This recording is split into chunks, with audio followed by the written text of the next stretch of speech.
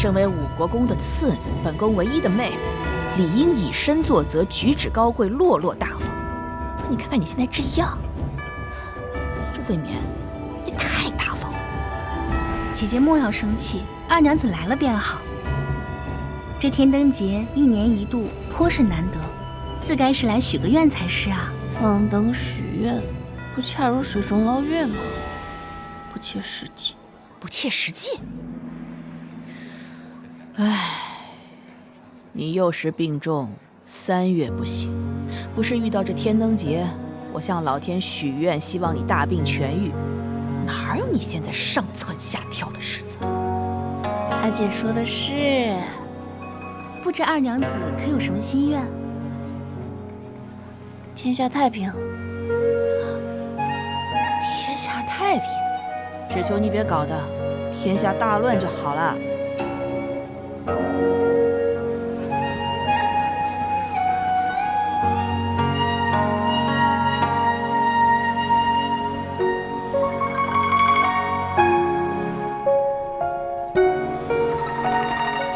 皇后娘娘，梅妃娘娘，下官梅珠雨见过皇后娘娘、梅妃娘娘，清河县主。听闻你这几日又破了2起陈年积案，可真是给我们梅家长脸呢。分内之责罢了。梅司使，你可知这天灯节是什么日子吗？天灯节，乃百姓祈福求愿的吉日。两位娘娘放心，这些我都跟小竹雨普及过了。那竹雨堂弟心中可有什么愿望？下官唯愿风调雨顺，天下太平。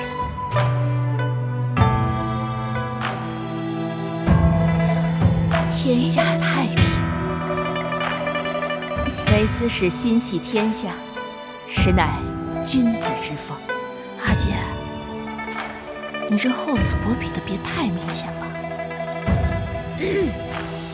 这神明之说，便是平日里不拜，到了关键时刻也还是该敬畏的。尤其你们现在正是寻亲的好年纪，更应该诚心的拜一拜呀，让天灯将愿望带到天上去，老天爷得见，定会给你们安排一位好娘子、好郎君。但愿临时抱佛脚有用吧。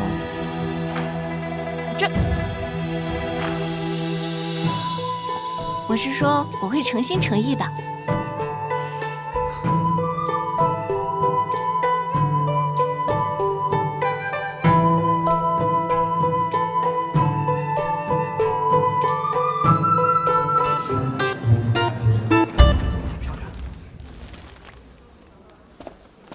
梅司使，可否借一步说话？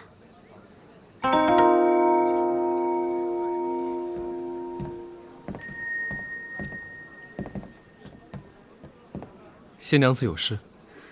最近常听人提起梅司使，说梅司使是年轻一代中的佼佼者。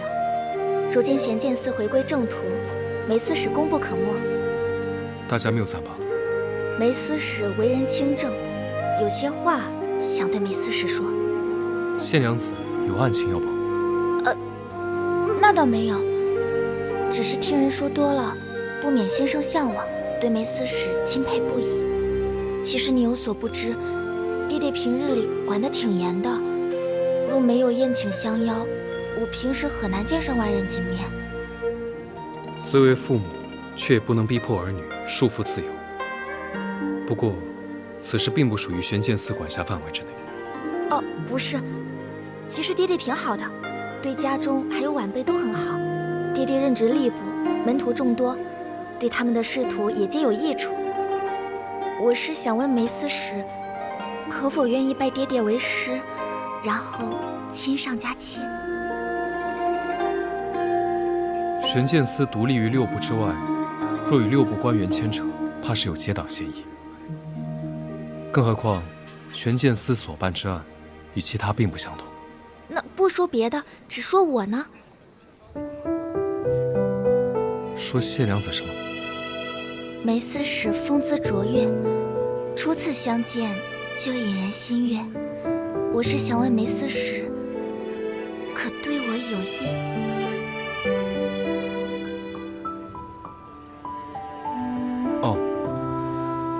多谢抬爱，只是在下并无此念。你讨厌我？我与谢娘子不过寥寥几面，何以说讨厌？那我的家世、出身都算出类拔萃，你为何无意？抱歉。梅思史不肯说个明白吗？在下只是觉得，若真心喜欢，应与这些外力无关。我对谢娘子确实并无欢喜。梅思史，你别误会，我从小精读女德，家里管得也严，是不会纠缠你的。我才不像清河县主那般毫无规矩。毫无规矩也好，桀骜不驯也罢，人各有各的活法，五娘子也有她的精彩。你对我无意，莫不是想做县马？我只是不赞同谢娘子所言罢了。看来外面的传闻不实，梅思史和清河县主倒是亲近得很呢。你不过是刚刚升了个司使，就如此得意忘形、目中无人了吗？如果我让爹爹说上你一句，你……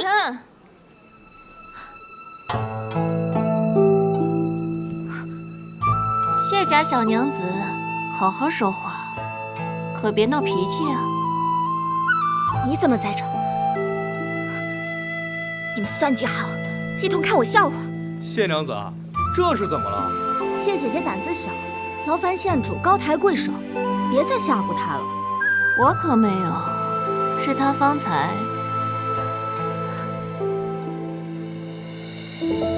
替谢伯父带话，好一番夸赞了梅思史，夸他前途无量。谢伯父不愧是吏部侍郎，可比那些庸碌之辈要有眼光。梅小郎君，可愿意一同赏灯？好啊。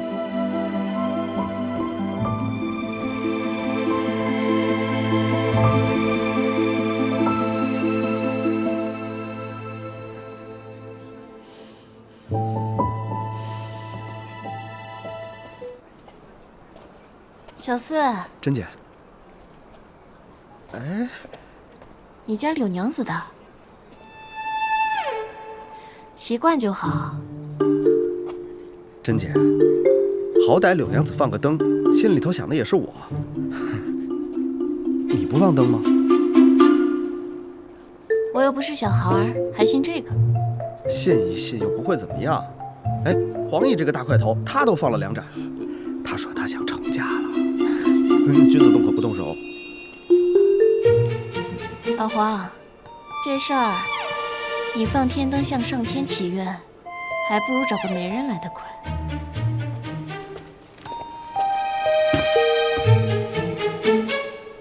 长安人不都说天灯节放灯最为灵验？五娘子可要许愿？好啊。甄姐，他一句话你就答应了？我可是年年劝你放灯，你都当耳旁风的。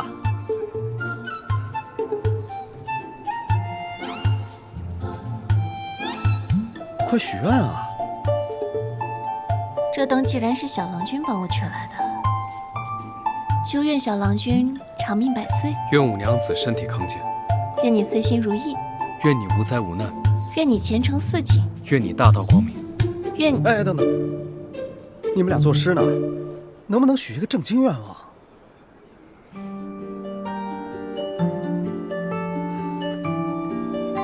好好写啊！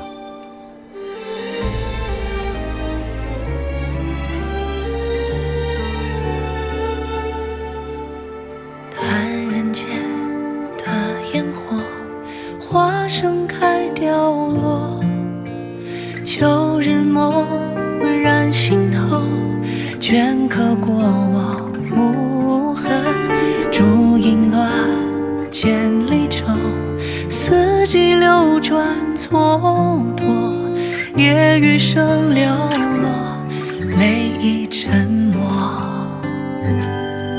随繁星远走，一回首，时光斑驳。你是天荒地老的看图。如果情节能重来，万物更改，用尽余生为你选择等待。看宿命冲破阴霾，爱轮回，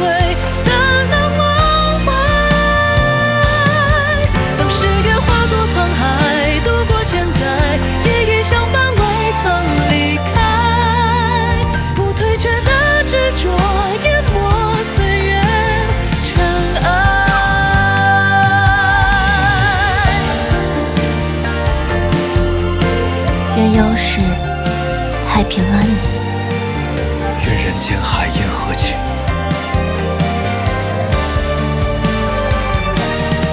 如果情节能重来，万物更改，用尽一生为你选择等待，看宿命冲破阴霾，爱轮回，怎能忘怀？当誓言化作沧海，度过千载，记忆相伴，未曾离开，不退却的执着，淹没岁月尘埃。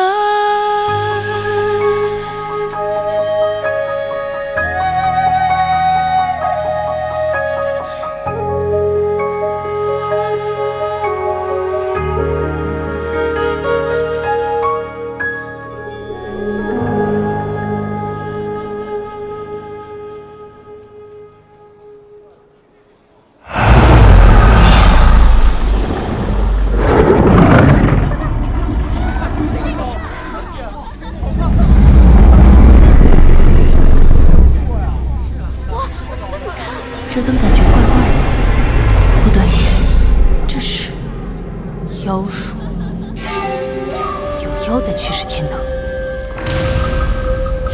感觉有些不对。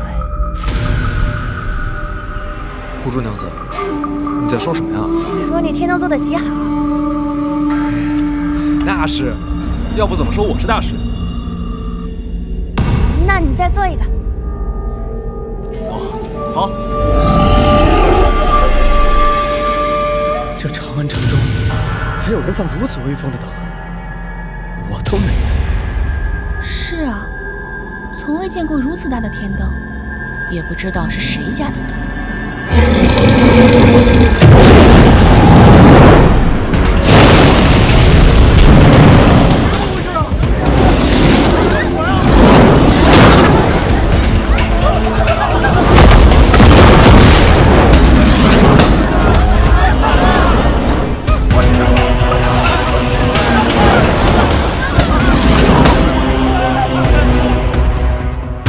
六娘子，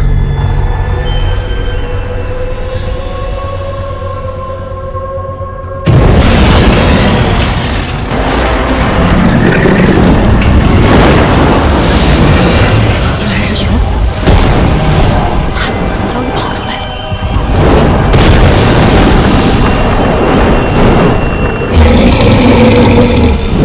冲我来的。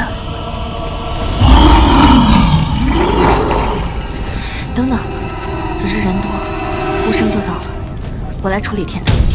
好，这灯中跨了妖灵，想来玄蛇就在附近，我去寻他。一切小心。好。黄叶，五儿，你怎么安排？金无畏带众人下去，莫要躲在炉中。另外，通知金辽司，快去。走。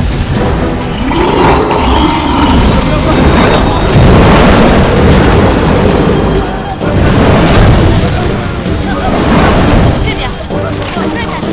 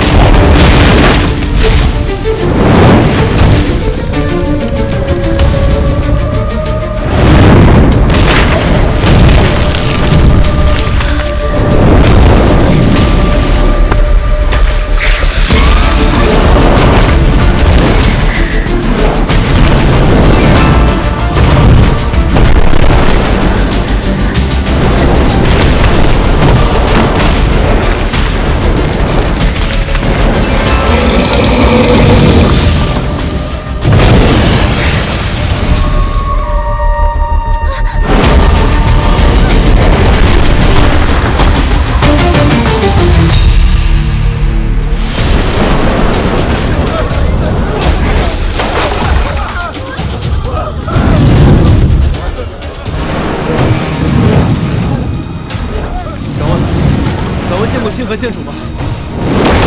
敢问见到清河县主吗？县主武艺高强，也没手段，应该早就下来了。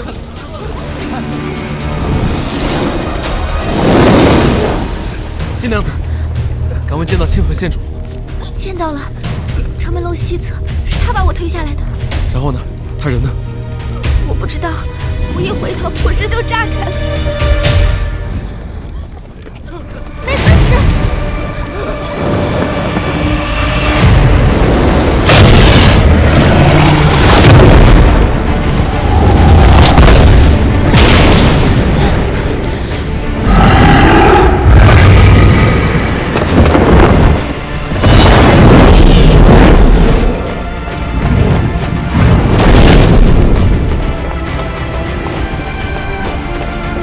干什么去？五娘子可能还在上面。我和52相识多年，她不是普通的小娘子，以她的身手，被困的可能性微乎其微。而且火石马上就到，你上去有什么用？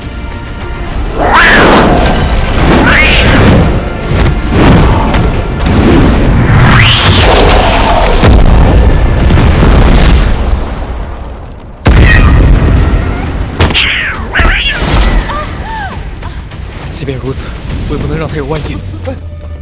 你回来！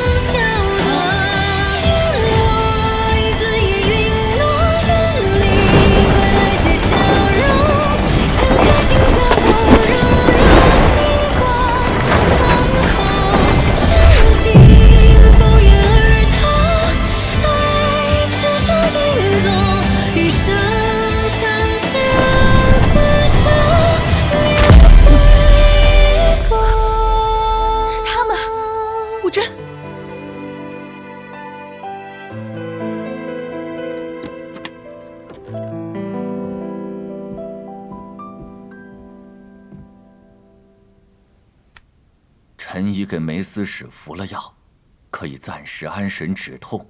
不过他的伤势还得静养一段日子，毕竟那城墙本就高，又是抱着县主摔下，腿伤才会如此之重，日后怕是会留下病根。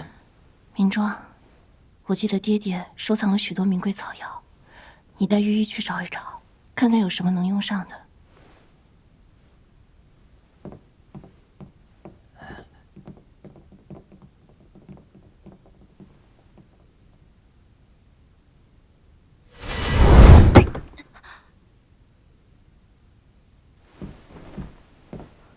今晚那位是玄回吗？是他，本该在牢中的黑蛇。他怎么又跑出来了？蛇公去处理了，抓到后便知。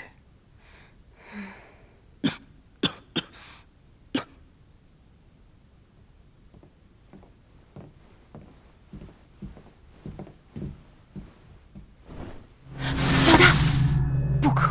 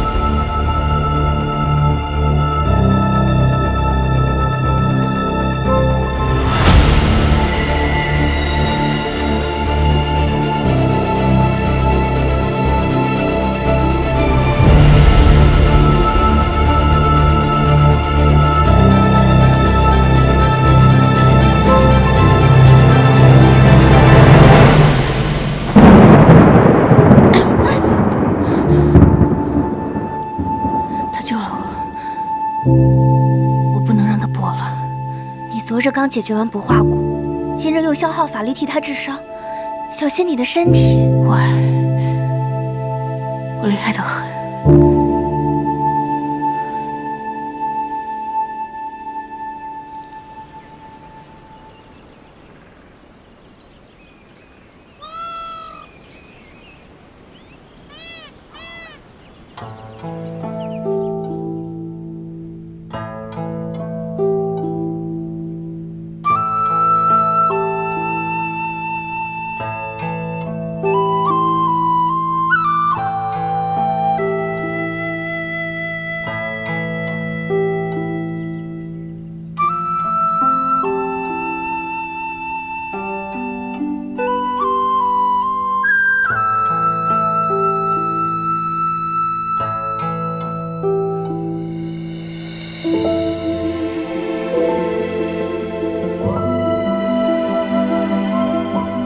快请御医。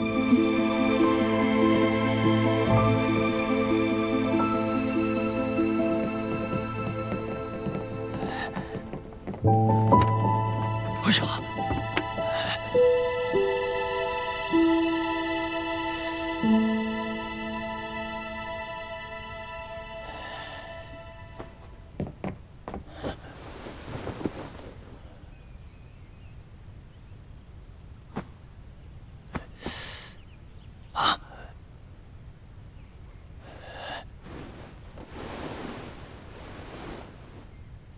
梅司使，您吉星高照啊！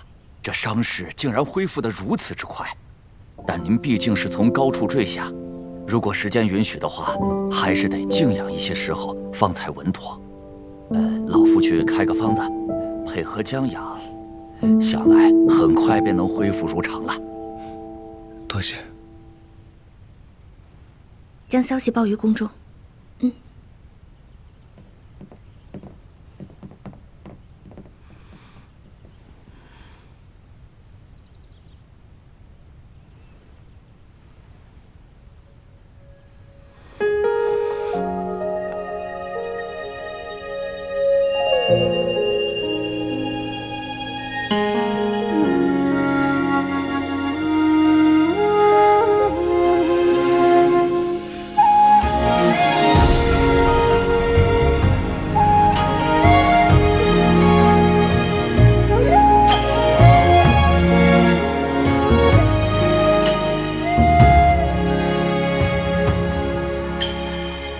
昨夜感谢梅家郎君相护，我家二娘子才得以毫发无伤。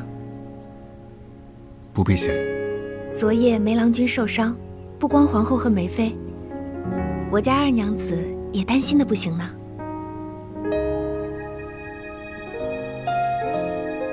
我担心你死在我府上，不吉利。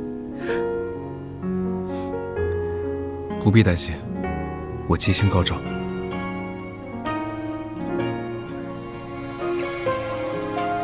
小郎君是要逃走？既已无大碍，还是回去好些。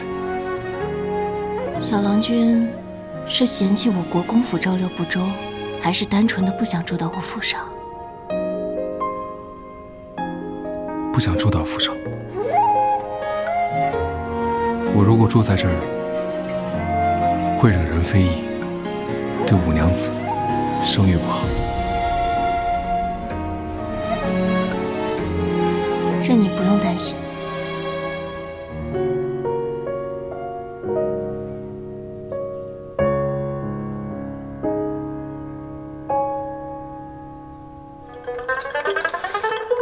五娘子，我留在国公府真的不妥，更何况还有玄剑司。玄剑司那边我已然打过招呼了，最近也没什么案子，断没有让一个受了伤的人天天瘸着去上职的道理啊。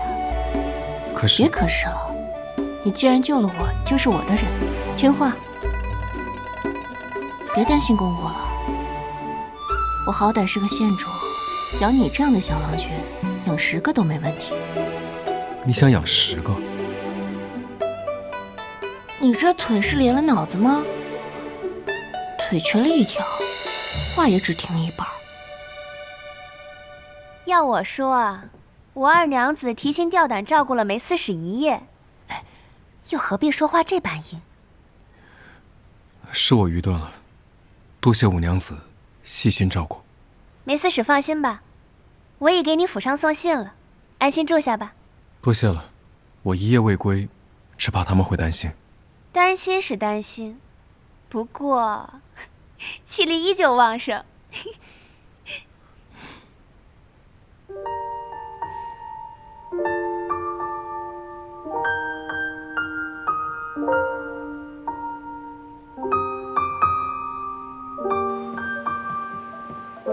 昨夜我便想问了，咱们武二娘子莫不是对这梅小郎君动心了吧？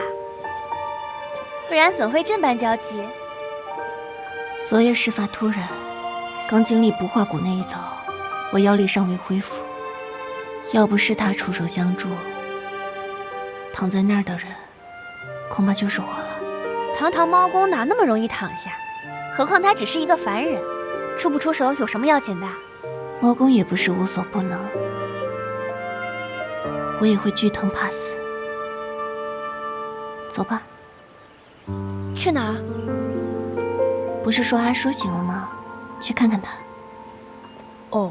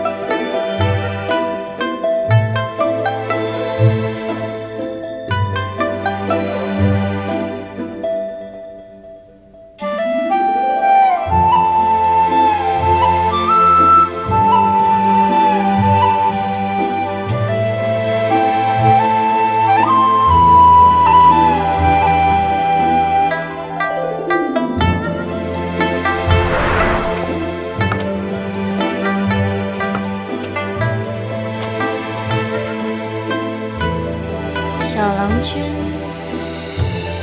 要去哪儿啊？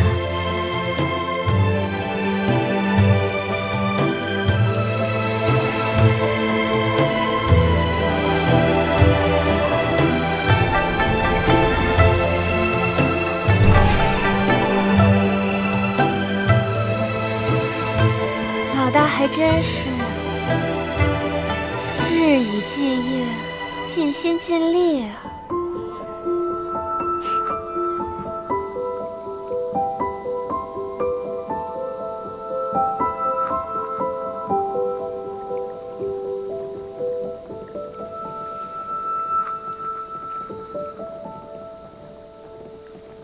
你们拿的什么啊？回县主，梅家郎君说休养多日，身上不适，想要沐浴，奴婢想着送些新衣服过去。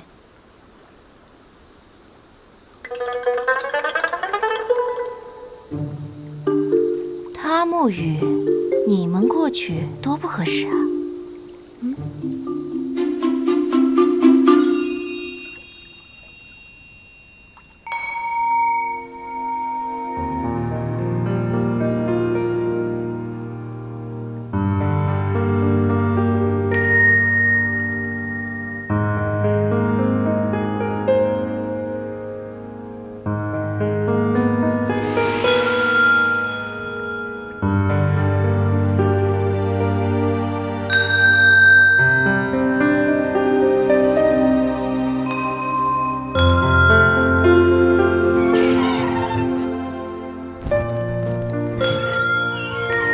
谁？给你送干净衣服。怎么是你亲自来？那你想是谁？我不是这个意思。小郎君可有听说过偷衣服的故事？什么故事？说从前有位凡人男子，以农耕为生，日子过得很艰苦。有一日，在男子农耕的田里出现了神迹。神迹告诉他，3日之后，会有神女到山中小溪洗澡。男子将信将疑的去了，果然遇到一位女子。女子美丽非凡，男子一见倾心，于是便听从神迹所说，拿走了女子放在溪边的衣服。女子洗完澡，发现衣服没了，便只能留在水里。男子随即出现，两人一见如故。之后，神女便留在人间，成为了男子的妻子。两人男耕女织，幸福美满。怎么样，感动吗？这故事，该不会是五娘子自己编的吧？自然不是，前朝话本里写的。话本中竟有这般荒诞不经的故事？哪里荒诞？神女竟会对偷自己衣裳的人一见如故？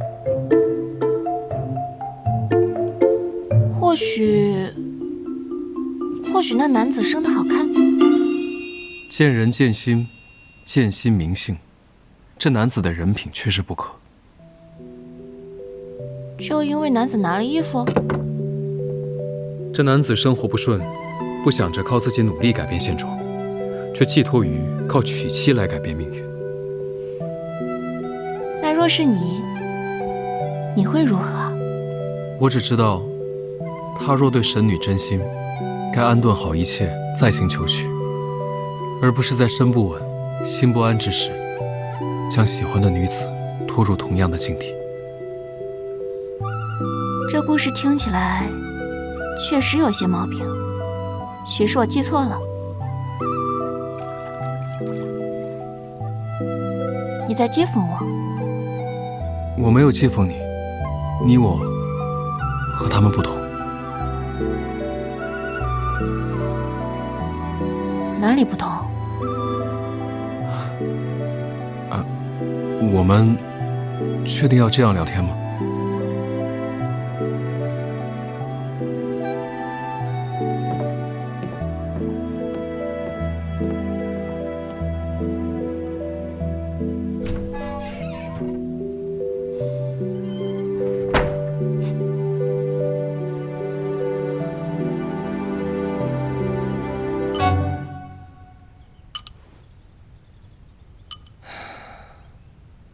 也不知郎君吃不吃得惯国公府的饭菜。师哥住不住得惯国公府我不知道，但有一事我可以确定。确定什么？国公府的美食比你这清汤寡水的强之百倍。胡说！郎君最讲究食之本源，清茶淡饭才有助于修养身心。你这山猪当真吃不了细糠。你说谁山猪？你说谁做的清汤寡水？你还用动手是不是？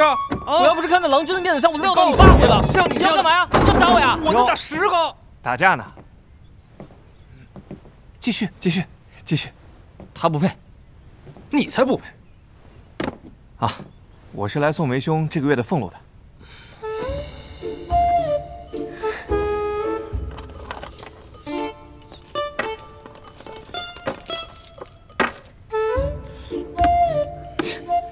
这梅兄私底下竟是如此小气之人，每个月就给你这点银钱啊？这是郎君的，这些才是我的。哦，你每个月收了那么多银钱，才给师哥留这么一点，难怪日日清汤寡水。我都说800遍了，郎君就喜欢这。官人您怎么还吃上了？这些许有些冒昧。没事。这什么没事？还有你要吃不惯我做的饭，出门左拐，自己做去。这位应该是梅兄的表弟，霜降是吧？是的。哎，你们俩过来。想必2位应该知道，梅兄此刻在那国公府吧？当然知道。等师哥吃惯国公府的佳肴回来啊，说不定要换厨子喽。先换你这个表弟。表弟还能换？先换你。换你，就是你。换谁不重要，现在重要的是，这梅兄还能不能回来？这肯定能回来啊！这国公府又不吃人，可县主吃啊！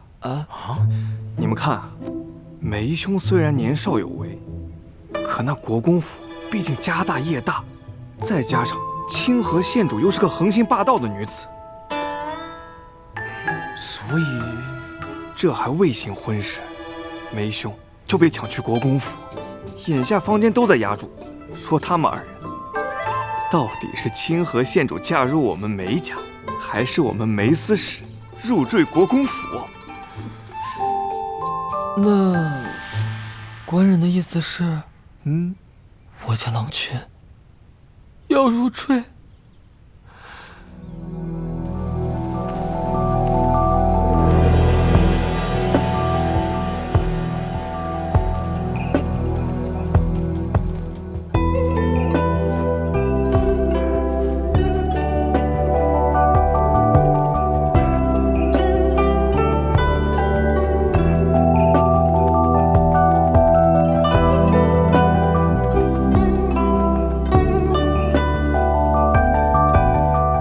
我家师哥要成亲。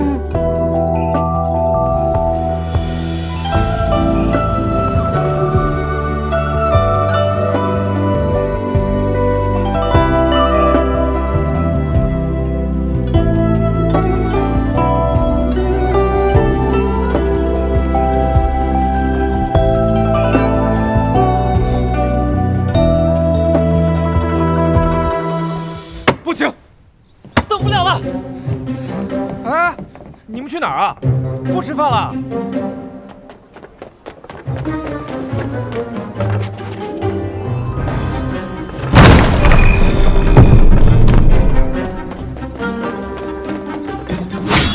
师哥，郎君，二位找梅司使，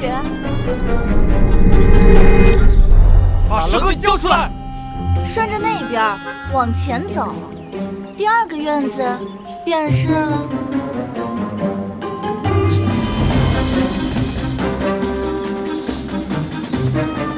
师哥，郎君，师哥，郎君，师哥，你们怎么来了？郎君，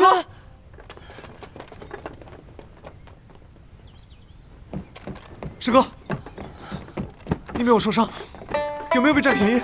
有没有失身？别胡说。郎君，你还记得我吗？你有没有什么奇怪的地方？放心，我好得很，也记得你。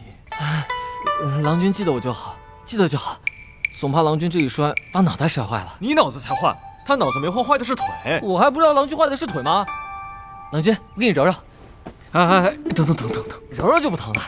文化。那郎君这么久不回家，是舍不得这里的锦衣玉食吗？还是谢文化做的饭菜不合胃口？不是，是不方便出去。是啊，师哥，你在这养养吧，反正他做的饭菜太难吃了。做的难吃你还吃那么多？郎君，你要不到院子里晒晒太阳？听说晒太阳好得快。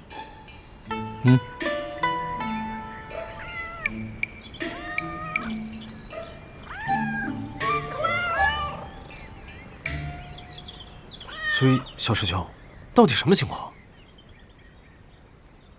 天灯节城楼之乱，只怕并非人为。是，你说什么？那夜，你没有丝毫的察觉吗？那夜，我有事儿，没有注意。此事背后若真是另有渊源，怕是免不了与妖氏有所牵连。这一次许是有机会找出妖氏所在。有道理。眼下我腿脚不便，只能劳烦你去打探打探，查查当日异象的线索。当然没问题，这等跑腿的事儿我最擅长了。不过什么？现在全长安都传遍了，说小师兄被打断了腿，要入赘国公府。什么乱七八糟的！我就知道他们是胡说八道。你跟那县主明明什么都没有。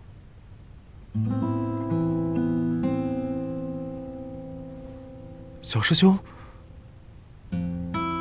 我和县主也不是什么都没有。这话什么意思啊？真的被占便宜了？是我的问题，我好像喜欢上他了。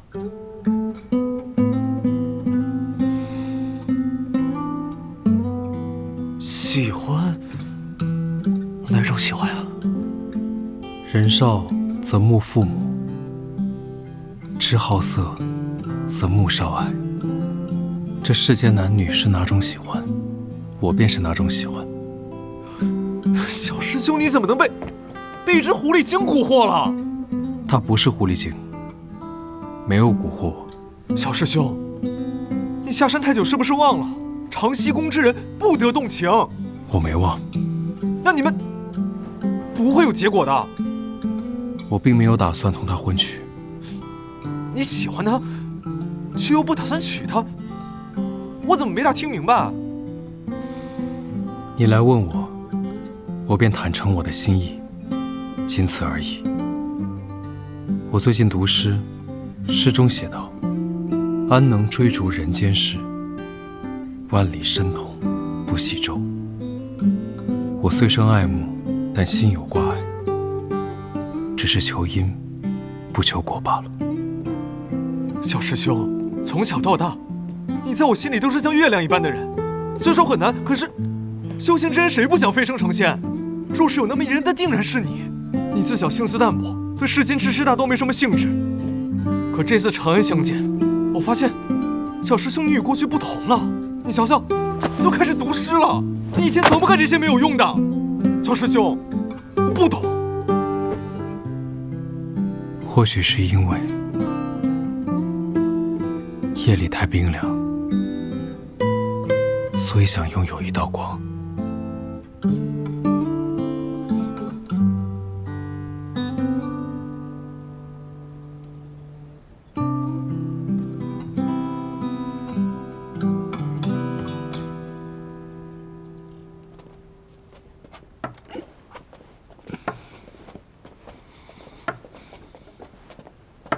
慢点。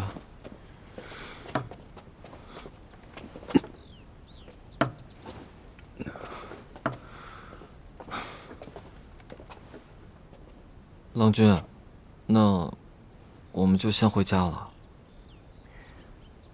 回家后别打架。放心吧。走吧。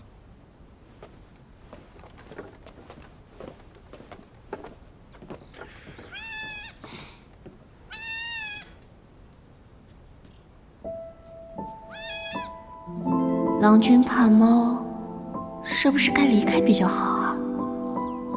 可我现下就是只猫，也不能太通人性吧。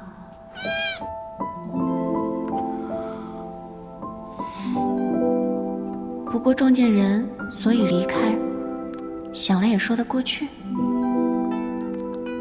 小家伙，不可能，他不可能看出我。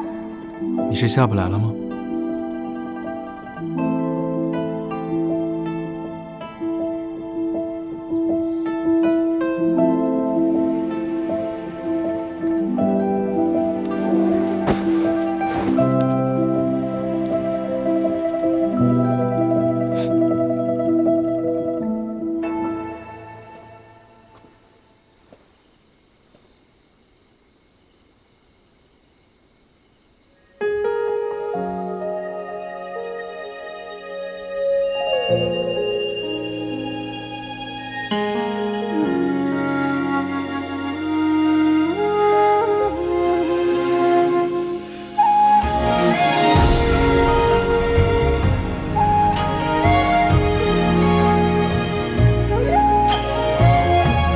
这伤刚好些，怎么又开始忙公务啊？一段你的剪影，随寻香满屏，门庭之夜的轻盈，寄相思云缕，可借这海烟和情，聊表我柔情。而那句心悦君心，却羞于言明。与你的深情，我如有一夕光晕，目光所及都残如洗。此生岁月以你为名，是我的笃定。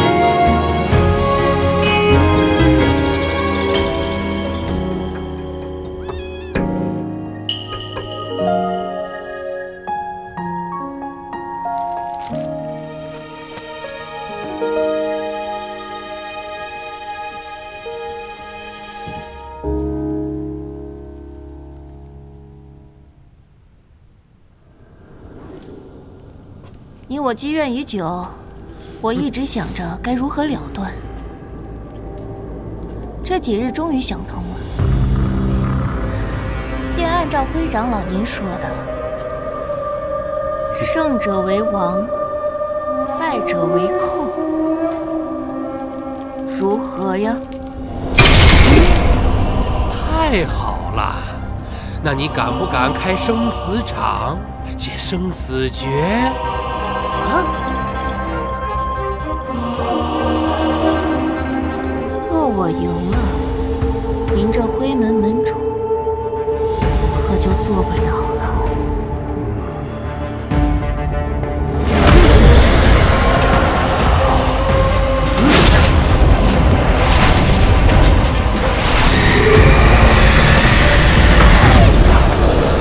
这是生死诀，妖宫和长老开生死场，简直闻所未闻。朔月夜生死局，生死不论，战书既出，妖事尽知。怎么，毛公不敢接？嗯？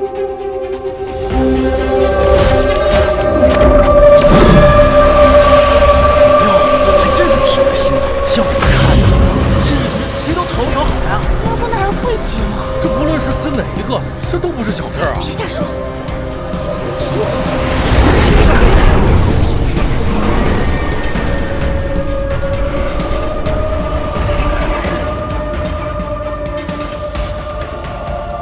我接。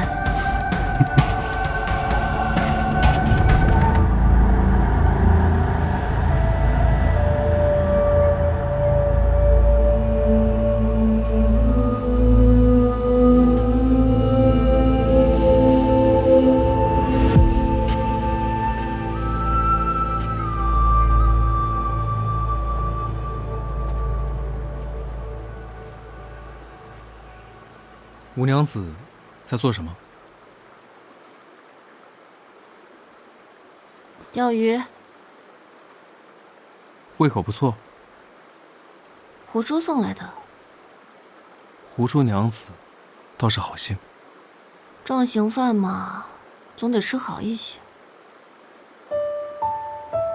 什么？没事儿。吴娘子有心事。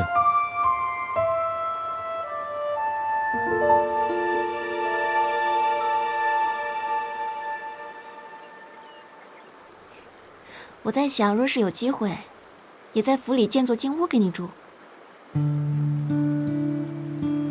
然后让我在里面唱长门赋啊！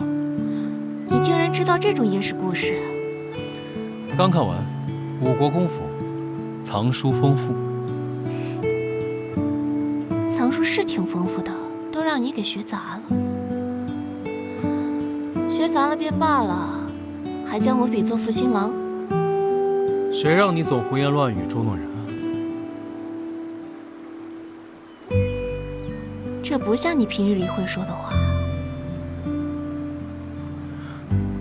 我的意思是，若没想明白的话，不能说；力不能及的承诺，也不要做。小郎君从不信口开河。九师兄，你下山太久是不是忘了？承西宫之人不得动情。我没忘。那你们不会有结果的。我并没有打算同他婚娶。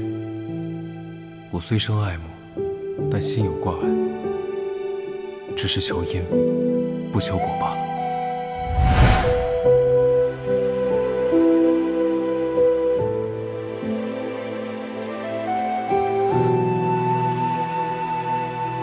我该走了。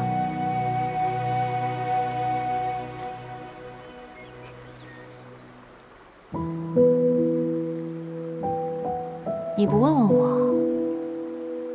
为什么？问我去哪儿？请问五娘子去哪儿？跟别的男子有约。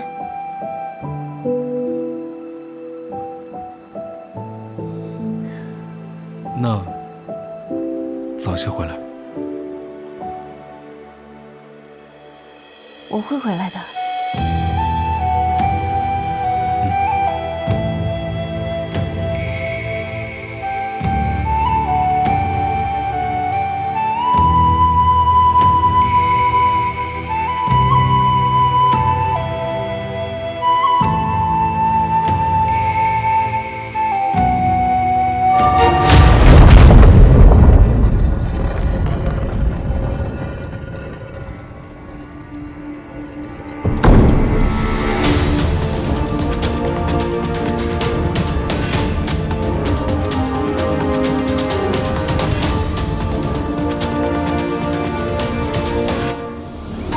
灰长老修行了1000年，猫公不过才修行10几年，这胜负不是显而易见。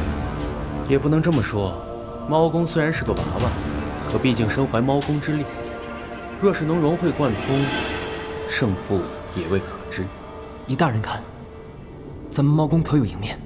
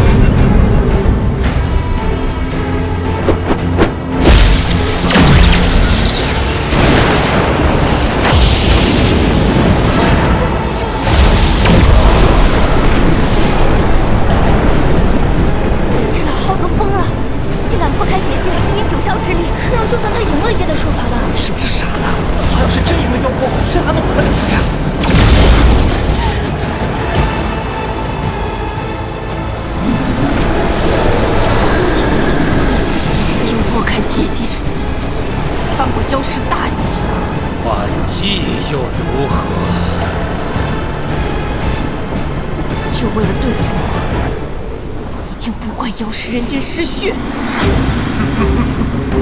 管在失血又如何？只要能除掉你，自然值得。降纣为王，天地间本就不应该有你这种半人半妖的玩意儿。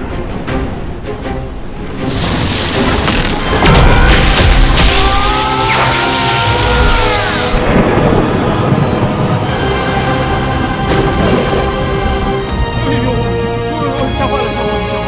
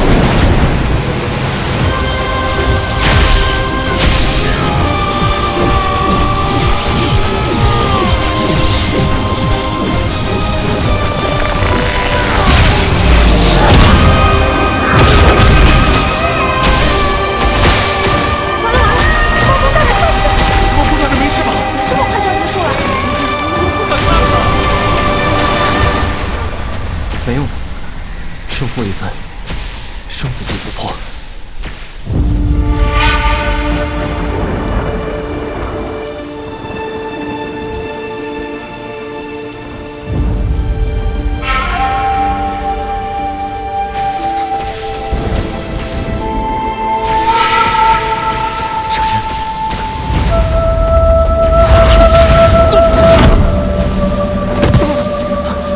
没事吧？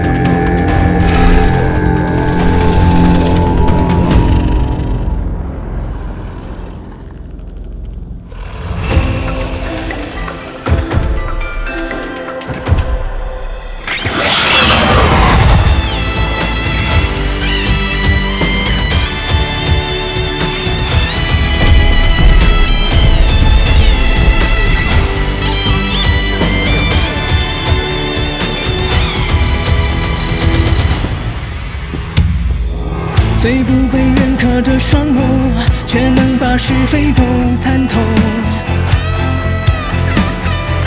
战斗在凡尘或荒丘，别再单干我奔流。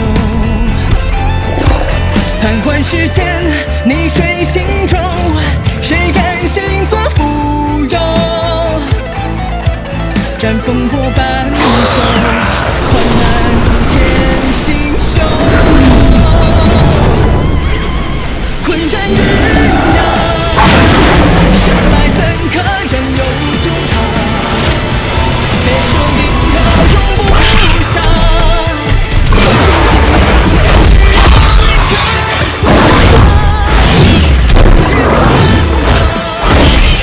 善与恶在人间画，等我一声令下，混着在花。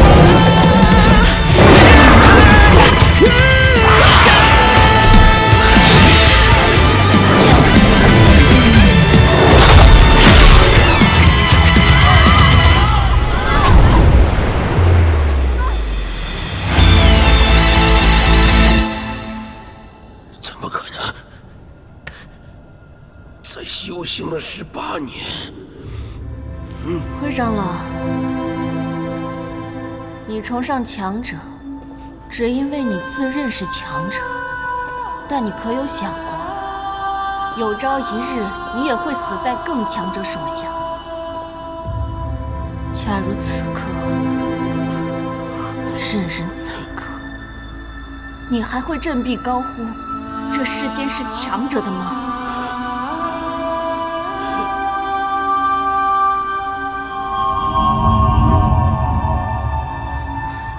小珍，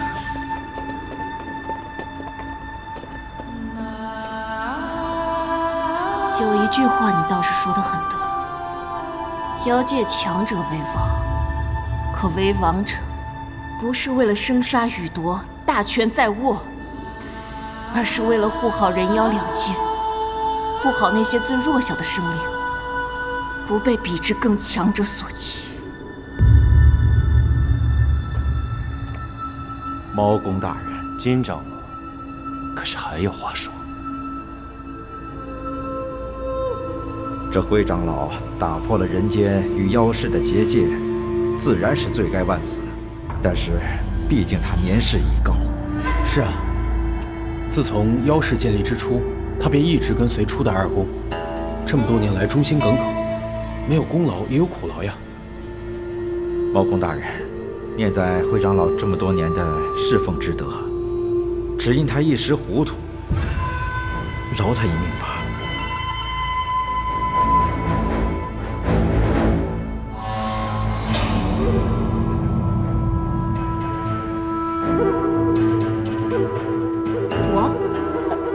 我是都可以的，那就饶他一命。留他一命，倒也容易。废了他1000年修行，只留肉身，放归人界。你既最喜欢分辨强弱，便罚你做个孤弱鼠类，好好体验一番弱者疾苦。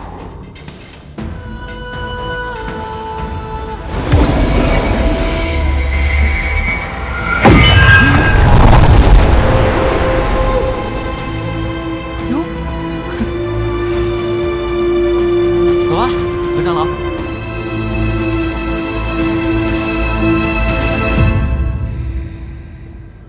各位长老，如此可还有异议？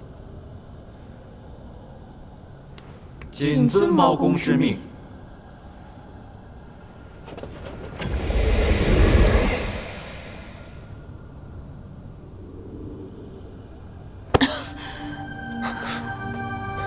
怎么样？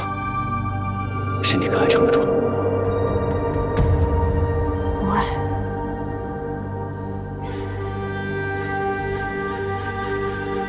幸亏你没死。舍不得我了？那倒不是，是后悔。当日冲动了，说若你死了，要帮你报仇来着。毕竟是爷爷辈的老妖，还是很有水准的。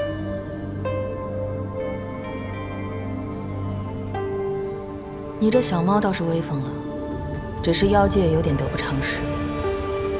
这一战，又平白多了不少活要干。徽长老破的结界，可有的冒火了。我已让祝莹去查看，看看这结界到底是什么状况。小珍，你半妖之身本就不稳，有金子大战，要不还是先去我那儿休息。我该回家了。你都这样了，还急着做什么？我得说话算话。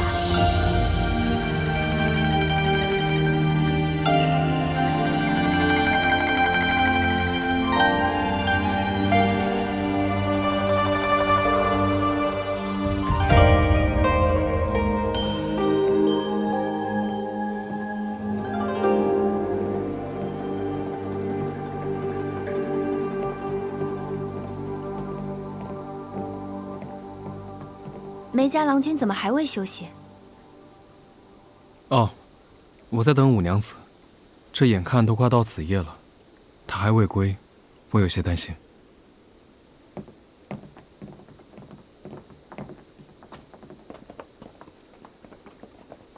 梅家郎君不必忧心，我家二娘子喜欢玩闹，一向晚归，有时也会宿在如意楼，辰时方回。可他出府前说过，今日会回来的。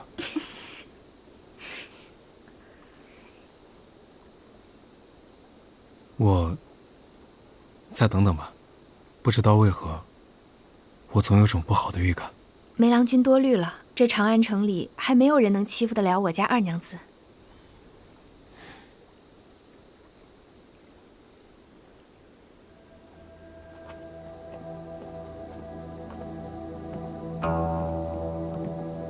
明庄姐姐，这梅司使也太过杞人忧天了吧？什么杞人忧天呢？瞧瞧那梅郎君，像不像话本里写的忘妻石？嘘，好生没规矩。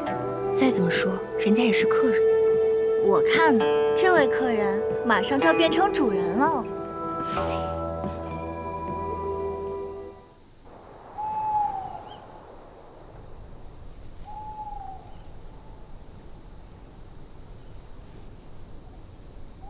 大半夜的，在干嘛呢？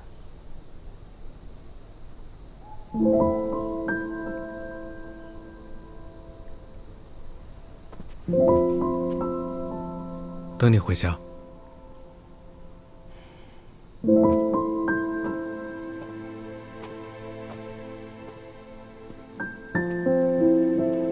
幸好我回来了。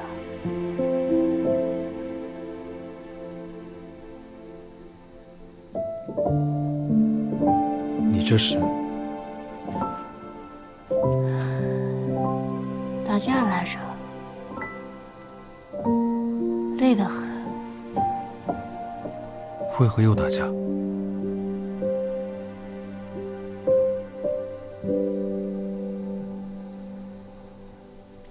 因为不喜与人纠缠。你说的话总是让人听着不可信。真的，那位年纪大了些，我还是喜欢年少的小郎君。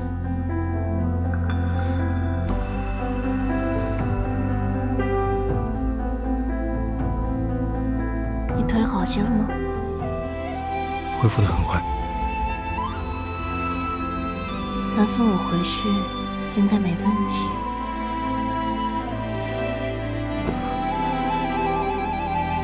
如果从不曾邂逅，怎知这情愫会越发温柔？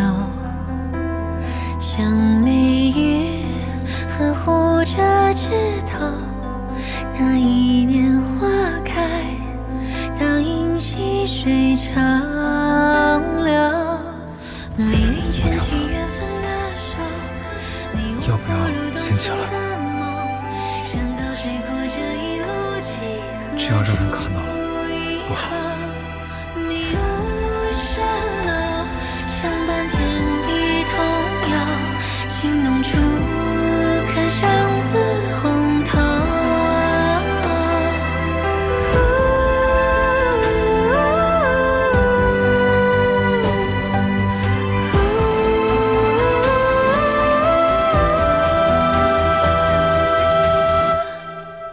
怦然理会望昨日如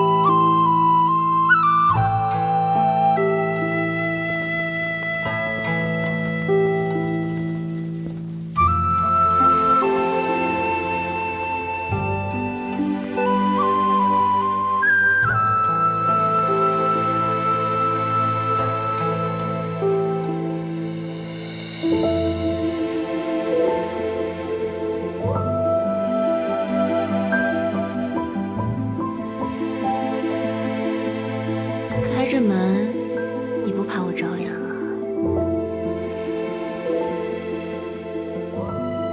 如今夏日，雨或夜里最是冷暖适宜。想来五娘子若不是昨夜淋了雨，也不会烧起来。你不会照顾了我一夜吧？顺便看了几本书。什么书啊？好看吗？一般。为何一般？我不明白，为何这些画本的终章都是郎才女貌、锦绣良缘、恩爱一生、白头偕老。可是这种画本结局不都是团圆美满吗？男女婚姻就是团圆美满。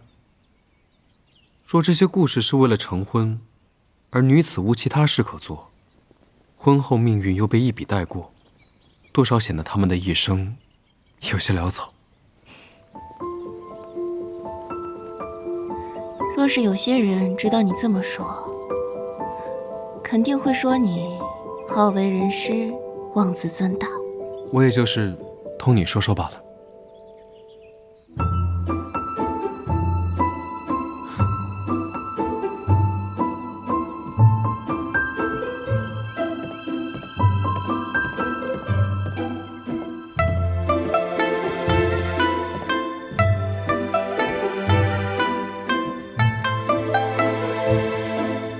感觉好些了吗？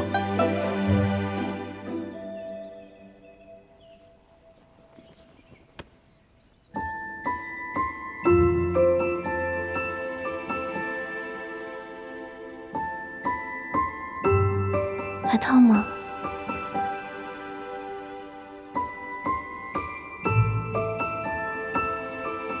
不少了。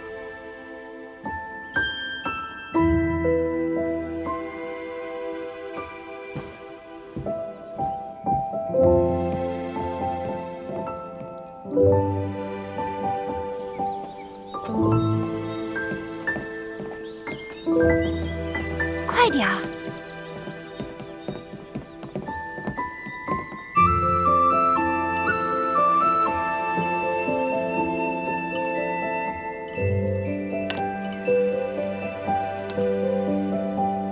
够了。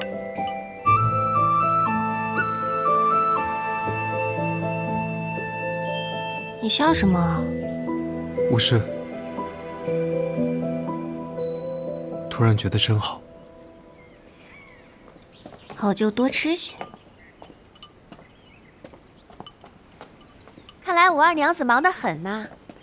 坐下一起吃。怕是没那个心情。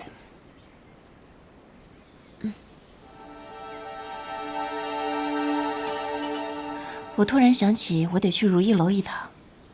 明庄，你看着梅郎君吃药。二娘子放心。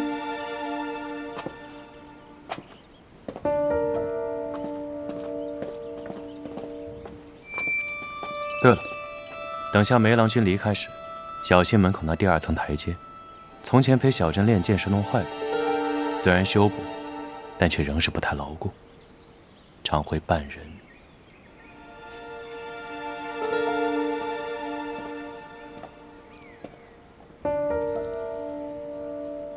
我也有事，出去一趟。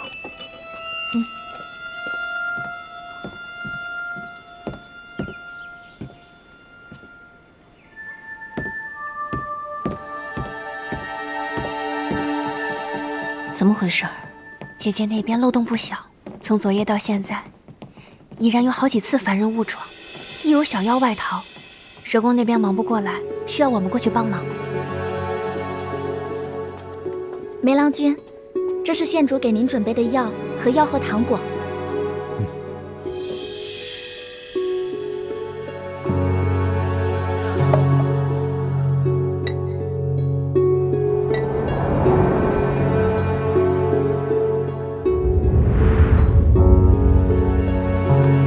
那这糖我就拿走了。好，不过平日里少吃些。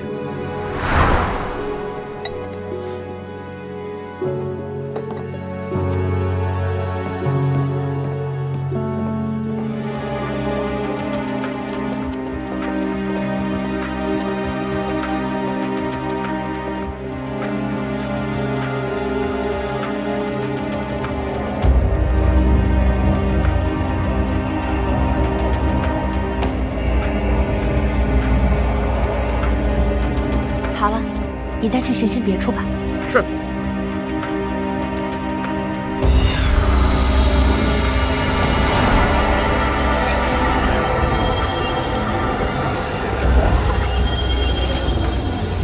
这老笔怪又跑哪儿贪睡去了？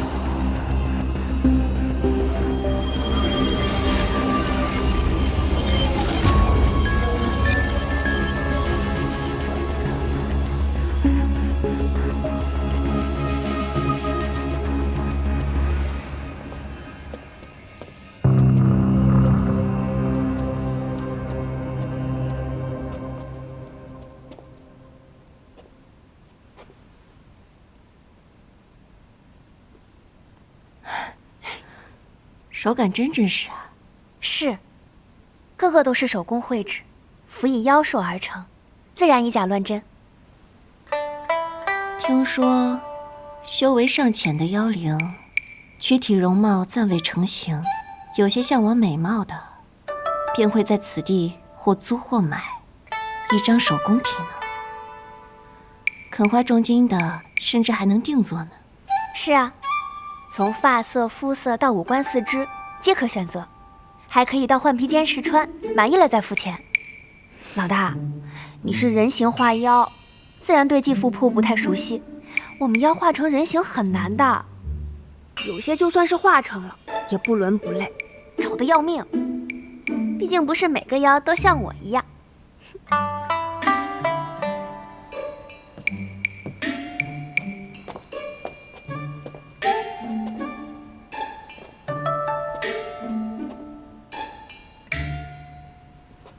好了，这里交给我吧，你去看看是否还有其他破口。哎，对了，老大，你可要提防着些，对面是柳香妓馆，你这般大名鼎鼎，可莫让人瞧见了。对面是哪家妓馆？玉农馆，他家的生意向来不甚正经，歪门邪道，乱七八糟的。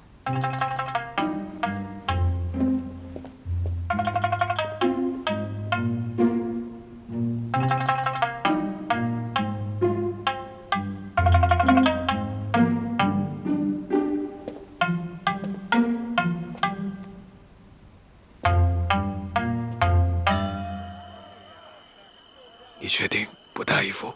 不带多闷得慌。再说了，我霜降大师行走江湖，最爱露脸了。之前四哥提过的那妖影，也是在柳下附近出现的吧？正是。这人呢？人都去哪儿了？人都奇了怪了，姑娘都去哪儿了？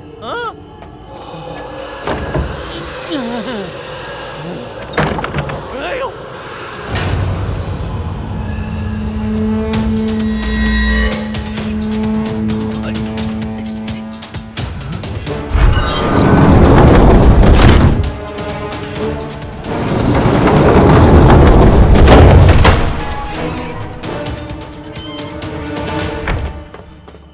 呀，好生俊俏的小郎君！我不是来玩的，我真不是来玩的。美人，我来了。美人呢？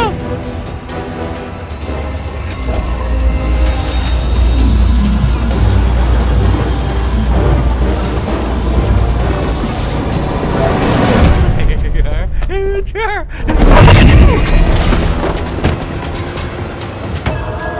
这是50伞。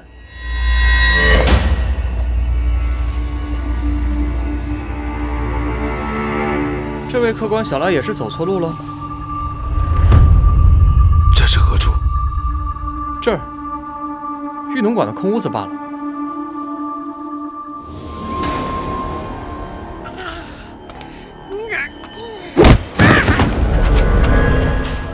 什么声音？哦，没什么。我去里面看看。不可。凭何不可？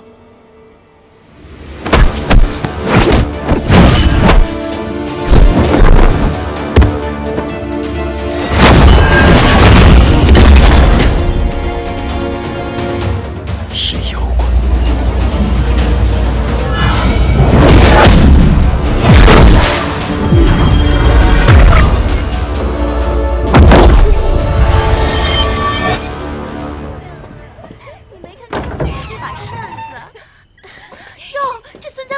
倒在这儿了，快来人呐！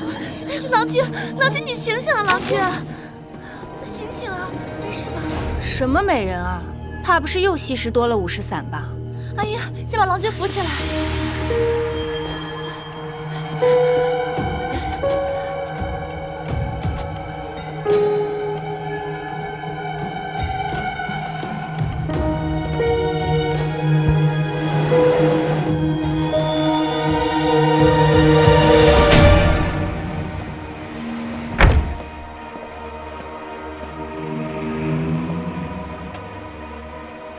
出了何事？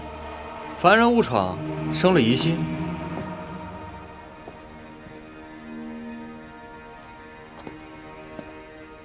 小娟这是在玩什么？我哪里在玩？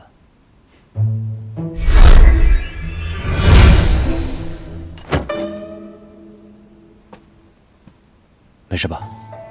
误闯的凡人如何处置了？无事，将他抹了神石，扔出去了。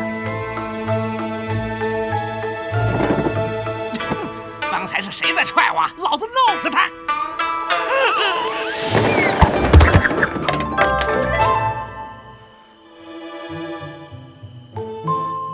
长安这地方也太吓人了，幸好我跑得快。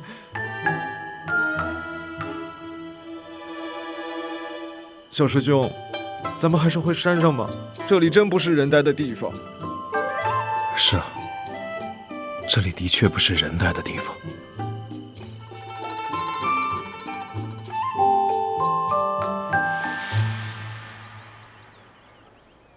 修补了一夜，终于修好了。这回换了新的指术，效果比之前好多了。52。啊，原来是舒先生。黄叶，你怎么来了？近日长安又出现了禁药50散，这不，我已经带人搜了好几日了。50散？那我先去忙了，你们也小心一些。哦，对了，52，我要跟你说个消息。说。你们家那梅小郎君，他近日是不是还住在你府上啊？是啊。那你可知他昨日在哪儿？当然是在国公府。瞧瞧你，天真了吧？你们家梅小郎君啊，昨夜想逛柳巷来着，幸好被你兄弟我挡回去了，还好没让人走了歪路。兄弟，我够意思吧？你的意思是，他要去逛妓院？我不信。小珍倒是信得过他。他呀，本就不是那般性子的人，做不出那样的事情。52啊，你这些年前前后后也见过不少郎君了，往日你对谁这般信任，怎么偏生对他什么都信？这郎君的本性便是喜新厌旧。旧？难不成你俩早就看我厌烦了？这人之本性，本就不能由男女来界别。倒也是，罢了，你心中有数就行。那我先去忙了。小珍，你真的这么信他？信啊，像信你一样。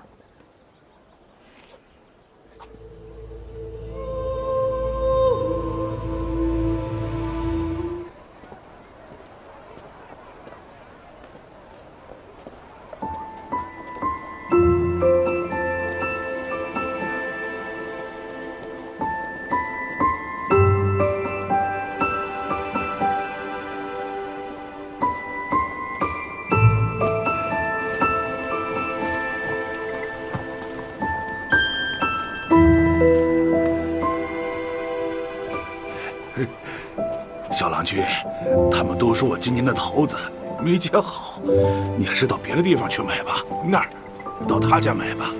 无妨，老人家，帮我装一些。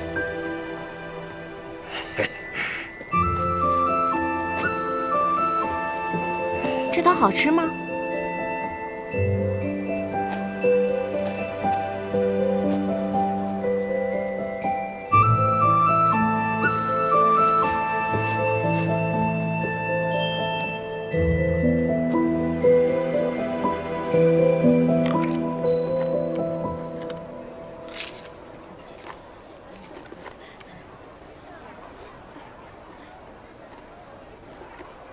小郎君、小娘子，实在是不好意思，我这上了年纪了，口里吧也尝不出什么滋味。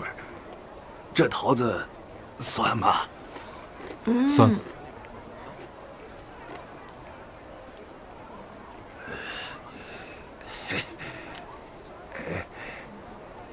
无妨，我喜欢吃酸的。为何喜欢吃酸果？小时候住的地方有一棵枣桃树，结的果子又小又涩，比这个酸多了。可我每年都期待那棵树结果，因为只有那棵树的果子，没有人惦记，都是我的。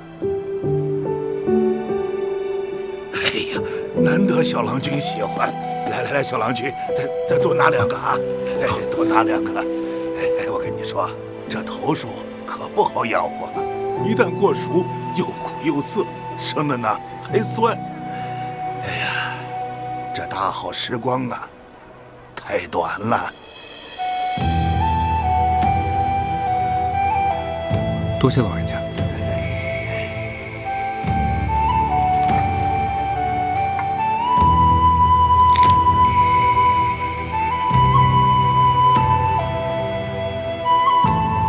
天文西山夏花将至，后日我们一起去看看。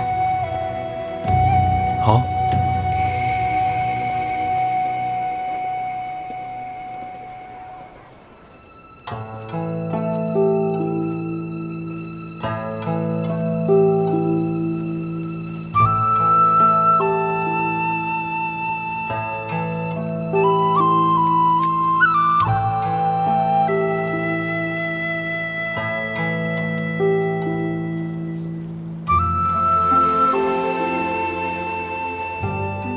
我看府上的画本里，都是郎君折花送与娘子。那些画本都一般的很，也有女子折花送男子的。是我狭隘了。若牵那头驴子来，就跟上次一样了。上次西郊之行，其实我曾梦到过五娘子。梦到我什么？行轻浮之举。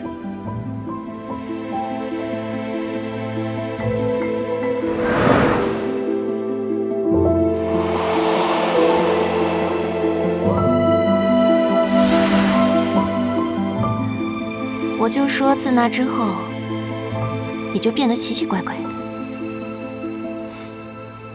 无妨，我梦回来便好。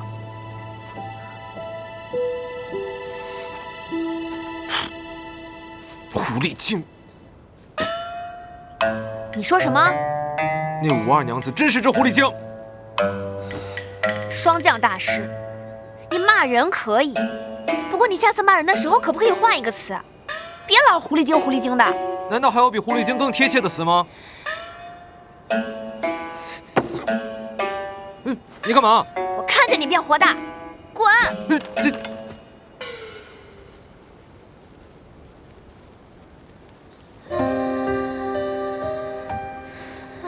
可惜花期将近，若是有什么法术，能让百花常年盛开便好了。四季变换，花开自有其时。便是有法术，也不该违背天理。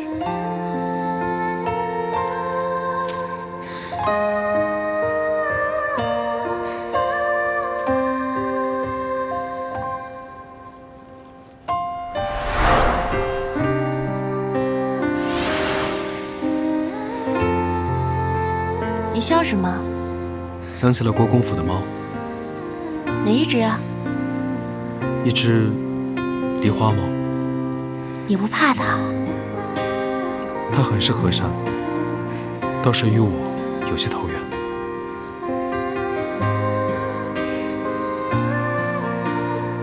它那不是和善，它是怜香惜玉。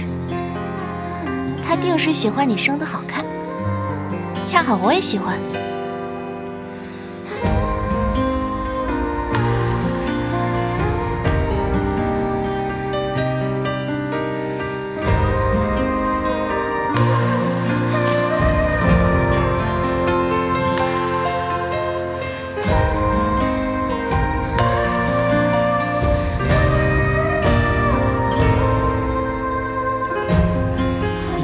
酒是不是忘了？长西宫之人不得动情。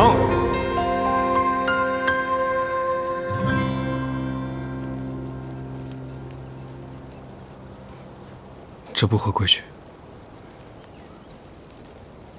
小郎君，有些时候不用这么讲规矩的。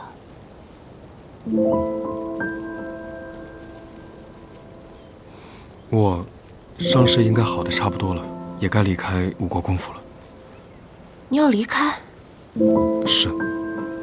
那我呢？什么？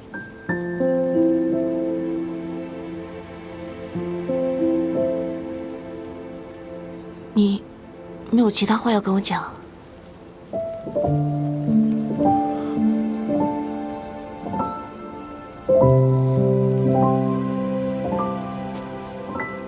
你要走便走，我还能强留你不成？小郎君光风霁月，想与我保持距离，那我也得识趣一些。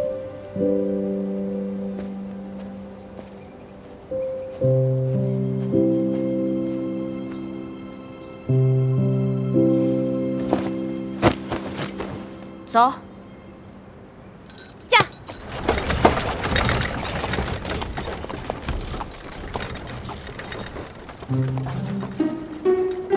师哥，他们驾走的是你的车吧？时候不早了，我们也赶紧回城吧。怎么又没车，又没马？有脚。把行囊拿上。哦。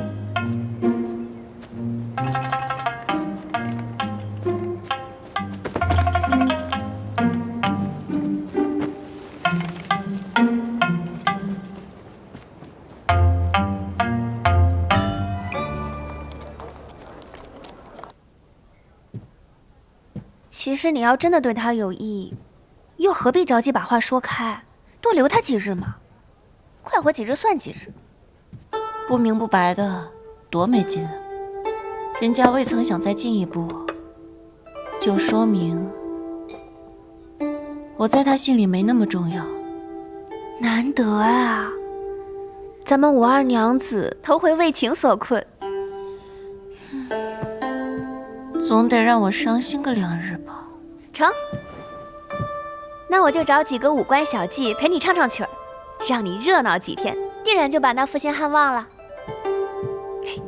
好吧。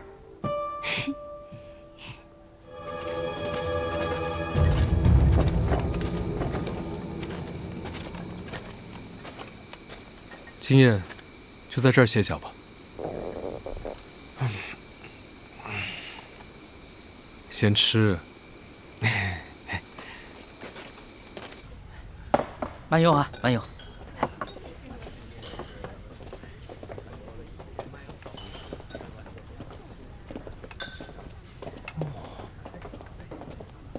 哎呦，二位，这边请。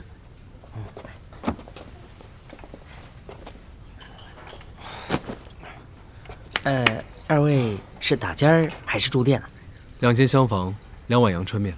哦，还有那个碟松醋鸡、秋葵炒肉、冬苋醋芹，水盆羊肉，还有糊饼。您能吃了吗？你管那么多干什么？付得起。嘿，劳烦坐吧。哼，哼。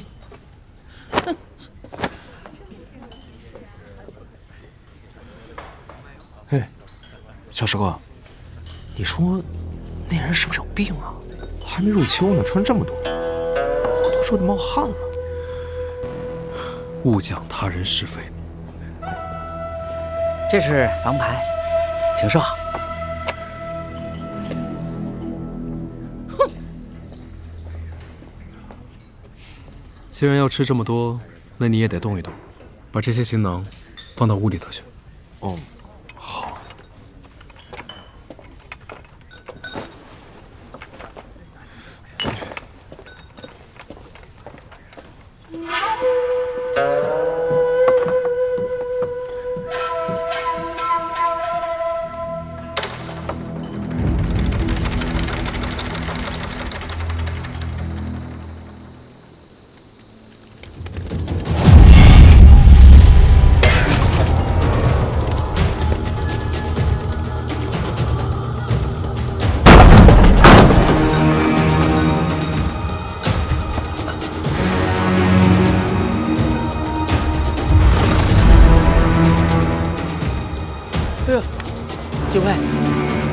大仙儿还是住店？看不出来吗？这阵势，老子们打劫！打劫！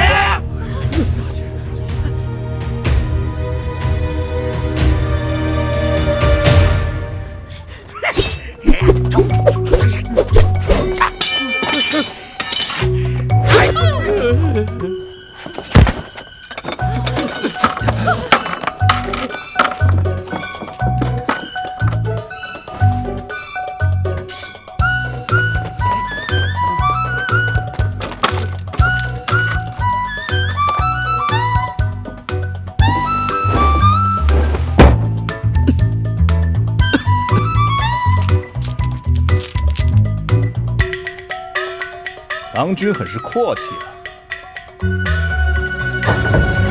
别过来！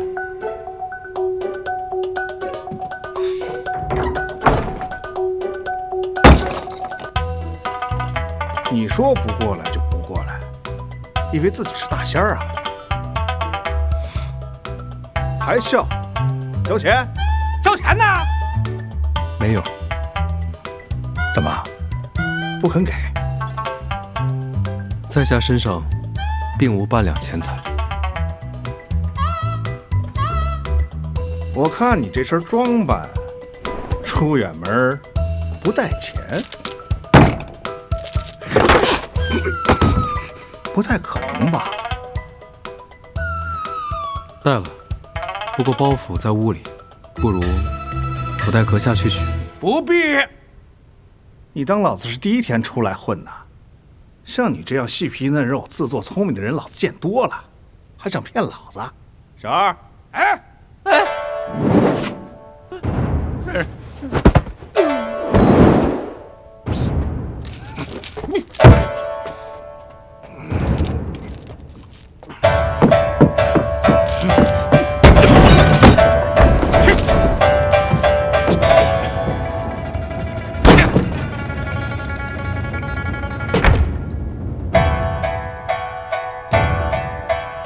找到包袱了吗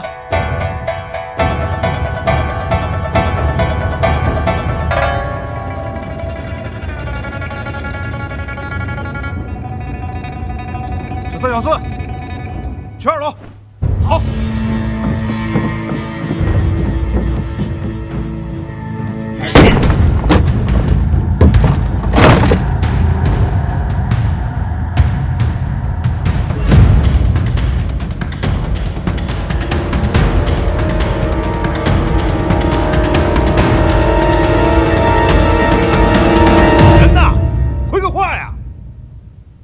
都说玉鹤难填，看来古人承不起我。哎，奶奶的，你的房间会吃人吗？怎么上去都没动静啊？不如你亲自去瞧瞧。我？不然他们都上去了，你可要掉队了。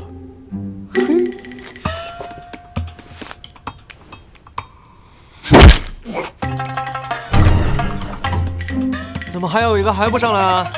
就这个最聪明。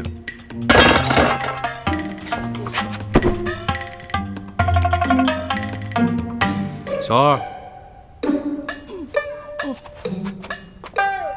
报官。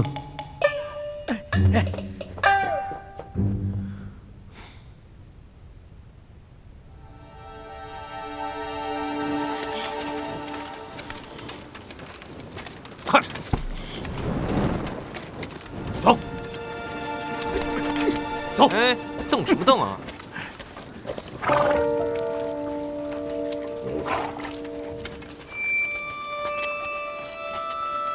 郎君，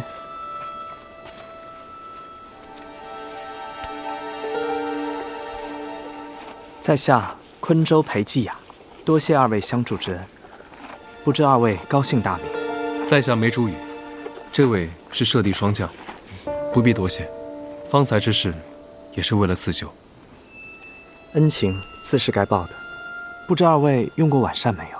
不如在下做东，聊表谢意。师哥，要不……多谢，请。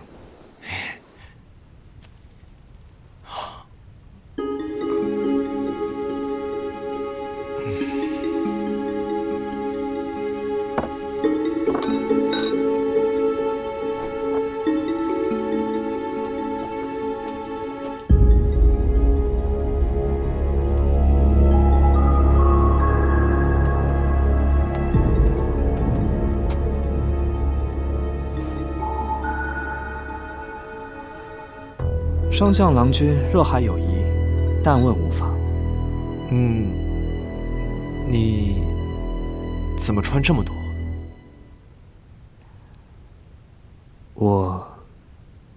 我有病，娘胎带的。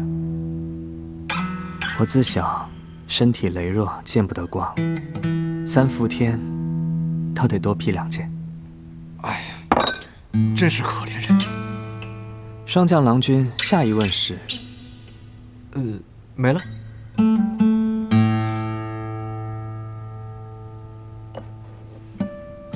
今日见到梅兄，是裴某有幸。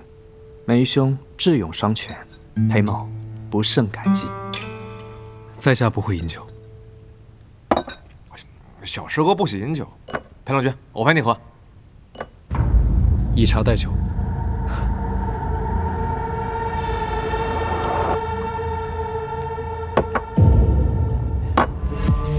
郎君风尘仆仆，可是从长安而来？正是出来游玩。真好。我自幼长在长安，后来因家事离开，现居昆州，很多年没回来了。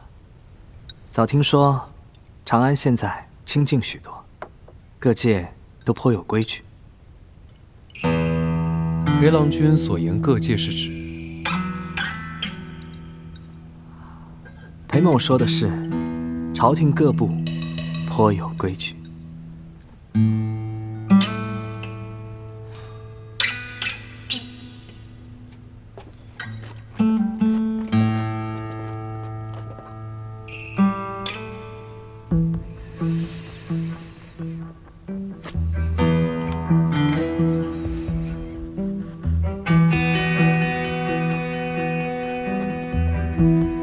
郎君莫怪，小生素日以制香为好，对气味颇为敏感。说起来，郎君身上的气味倒是颇为丰富、有趣。什么味道？身上有一些心柔制皮革的气息。马鞍可是新配。你怎么知道？梅郎君身上还有些许药味，艾叶、桂枝。近来可是受过伤，这都闻得出来。还有一些女子的气息。这句是玩笑。我见梅郎君一表人才，想必有不少女子心者，客此打趣。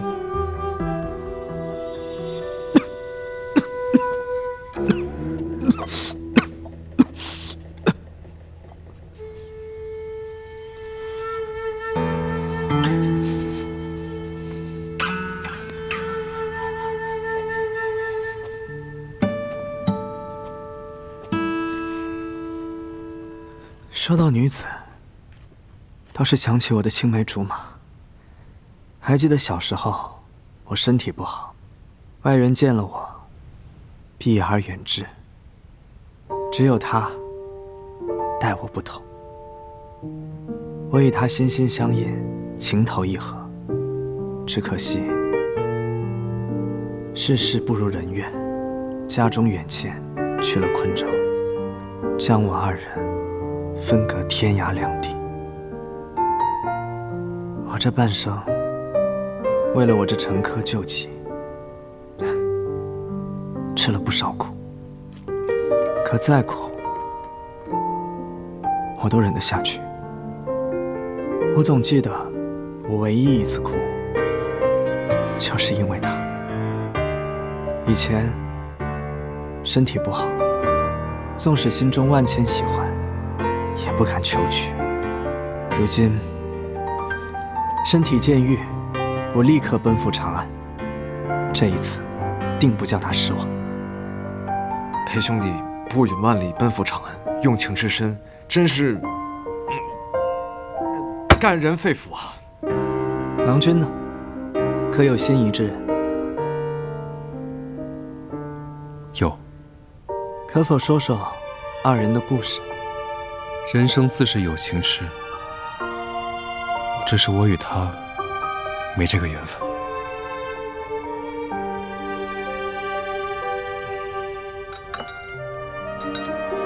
原来如此，梅郎君有出世之见，可我就是个俗人，只想和他结发夫妻，长长久久。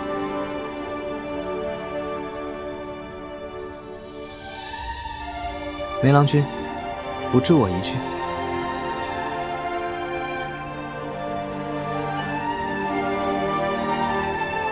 相去万里，也可深远心境。若彼此真心相待，天定不负人意。多谢郎君。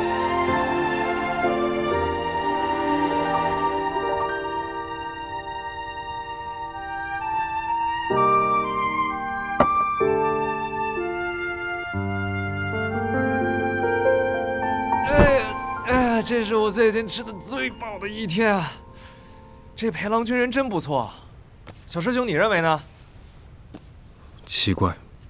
奇怪？哪里奇怪啊？我觉得这裴家郎君同我们有点交浅言深了。嗨，这裴郎君看着身子虽然弱了一些，可为人还是挺热情的，估计啊就是爱说话吧。也许吧。怎么了？没事，应该就是吃太多了，休息一下就没事了。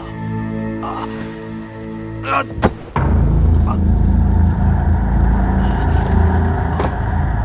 手给我。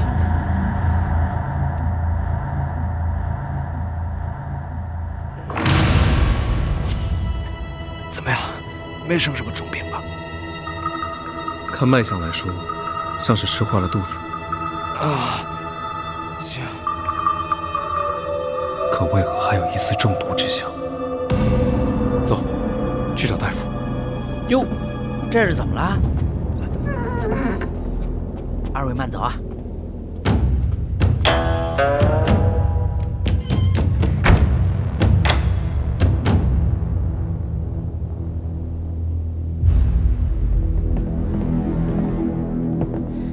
郎君锁。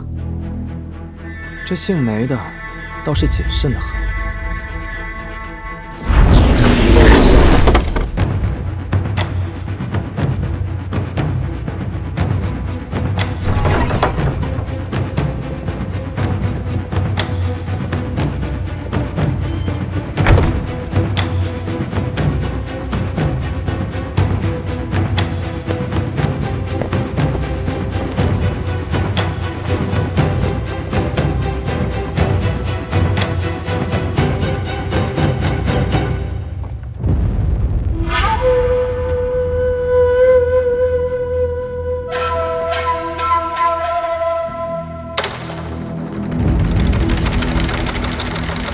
官差那边打点的如何？使了些银两，那些劫匪过几日便都能放出来了。这局做的天衣无缝，郎君不必担心。郎君，这个屋内只有那个大个子的包袱，可要打开看看。不必，我对他毫无兴趣。郎君，婢子不懂，郎君本小读岛那梅竹语，怎么只读了霜教？我这次用的是香毒，需要配合酒水、食物。可这梅竹语，酒未饮，饭未食，自是无用。原来如此，那姓梅的给郎君添堵，要婢子说就该要下的狠些，要了他的命才是。长安传来消息，他跟表妹已毫无干系。一个败军之将，杀他干嘛？而且我这么善良。郎君说的是。罢了，好歹见到了人，也知道表妹喜欢什么样的郎君。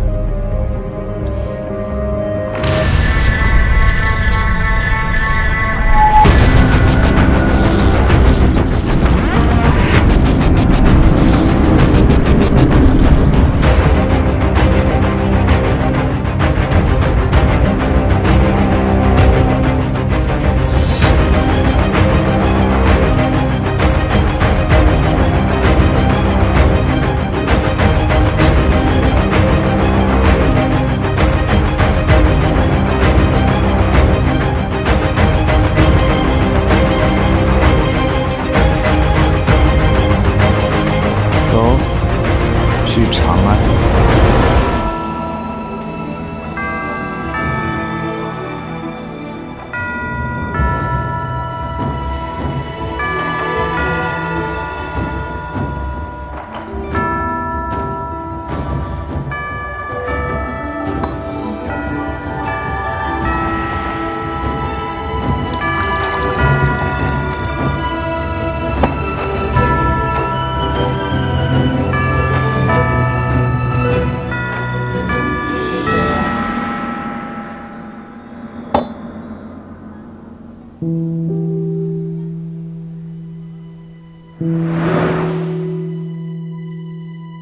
胡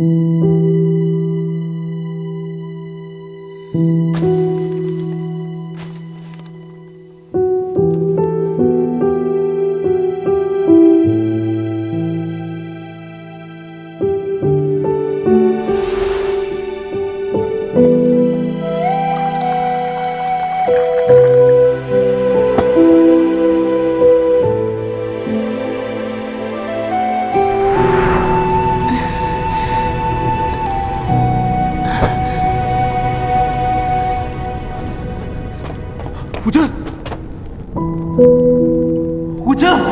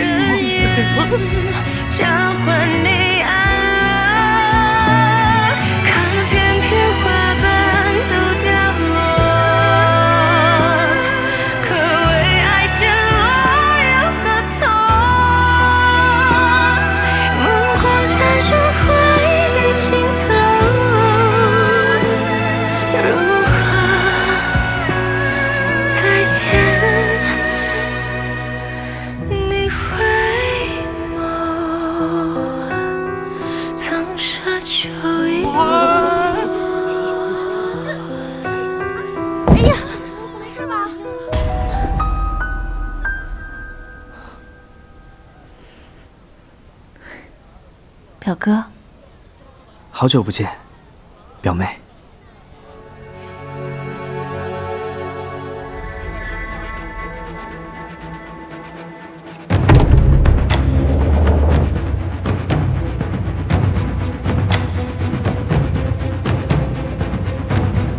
梅郎君，你回来了。五娘子呢？后院，府中有客。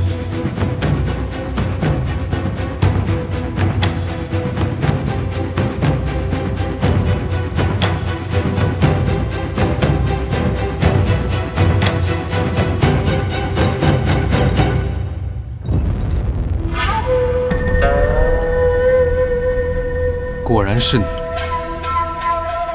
你怎么来了？原来裴郎君来长安要寻的是五娘子。惊不惊喜，意不意外？原来梅郎君是冲着表哥来的。你们的事情我听表哥说了。说什么？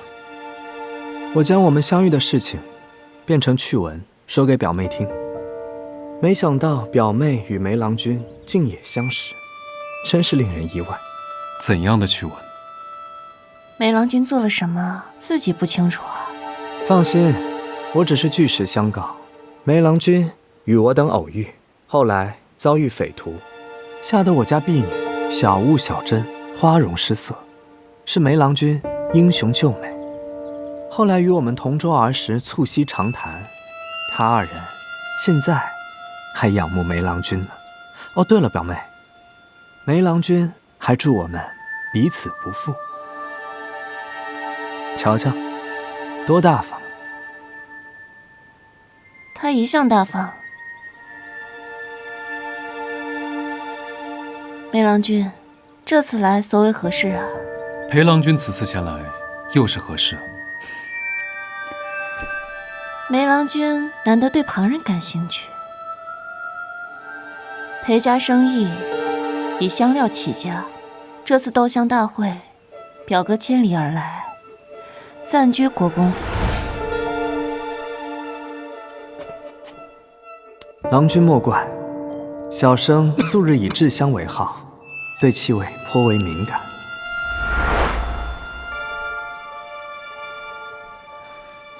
五娘子，昨日你驾走我的马车，我一路步行回城，想必我的腿伤肯定是复发了，只好再打扰五娘子几日。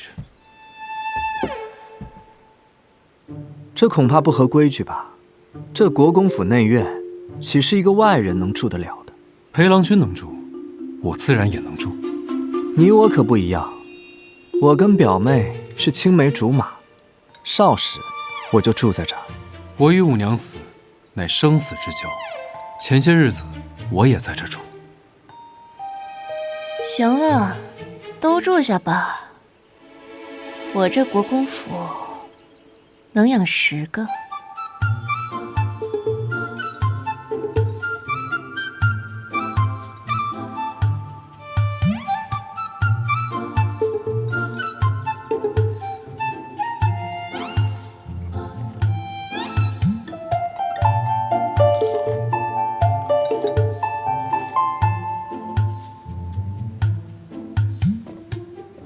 二娘子，这梅家郎君不是说要搬走，怎的突然回来了？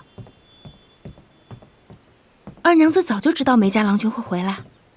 我不知道，只是听表哥说了，他们在西郊相遇之时，我就猜测小郎君可能会回来。因为裴郎君，这梅家郎君好生奇怪。他不奇怪，我反而觉得表哥有点奇怪。不知这2位郎君，二娘子有何考量？又要跟阿姐报信，还请二娘子给个答复。不偏不倚，作壁上观。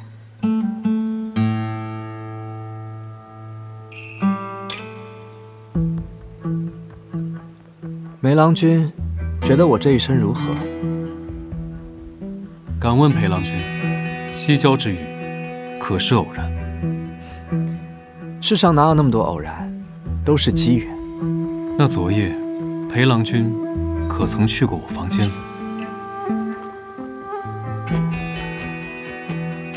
梅郎君，可是丢了什么东西？没有。那就好。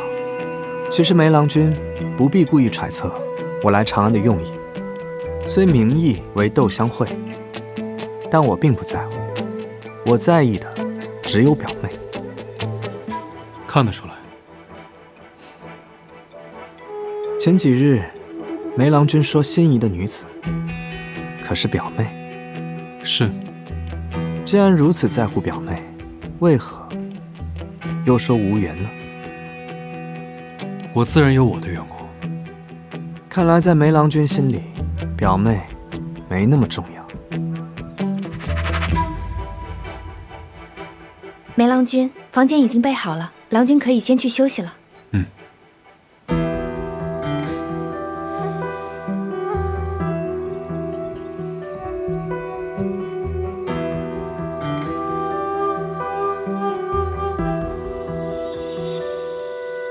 弟子就说嘛，郎君的药就该下得狠些。我还是心太善。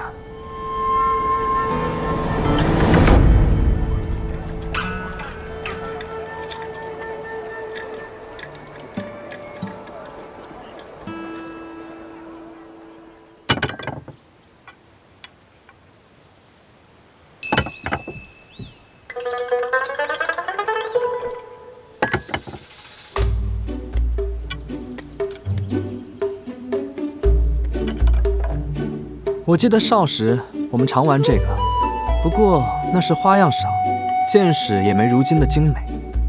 日子都是越来越好的。我却觉得少时好，那时只有你和我。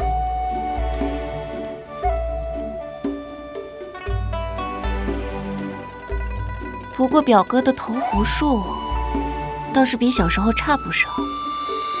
是啊，多年未玩了。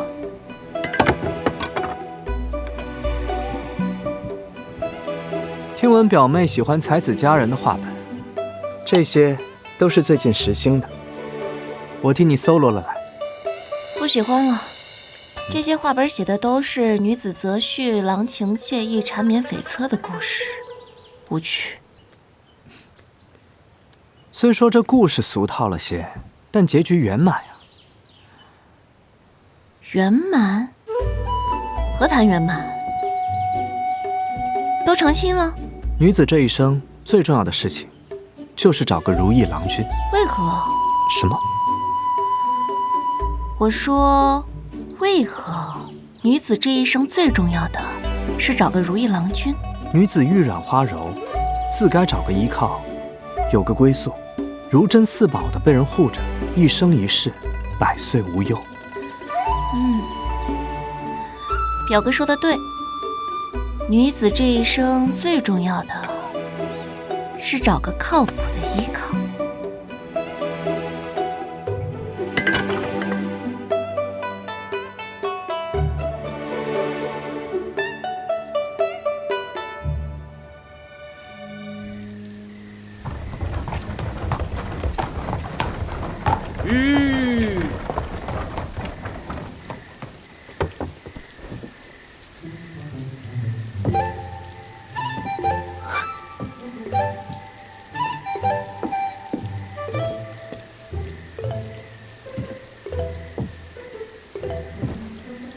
小心！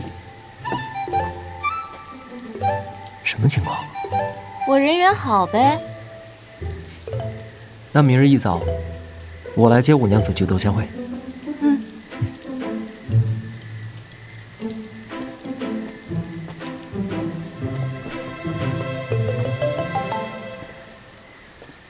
表妹，你这是？明日我可能看不了热闹了。受人所托，要做相伴。那明日还请表妹多给几分薄面。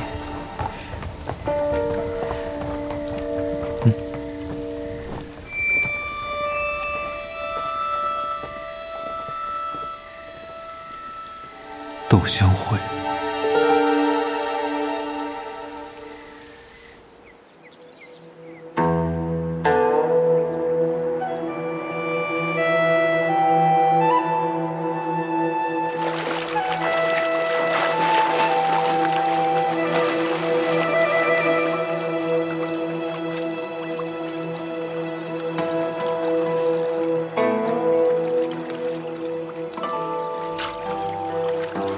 今日来的江畔，都是当世的品香大师，比如谢老、高老。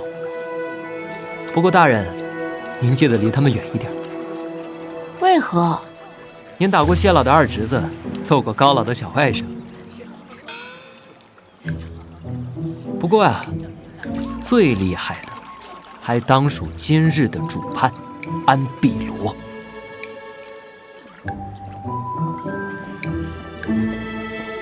安大师来了！各位官人，安大师，安大师，那便是安碧罗，好久不见，当今哦不，100年以来最好的调香大师。大师，好久不见。他的评判极大程度上决定了今日的胜负。你口水可流出来了。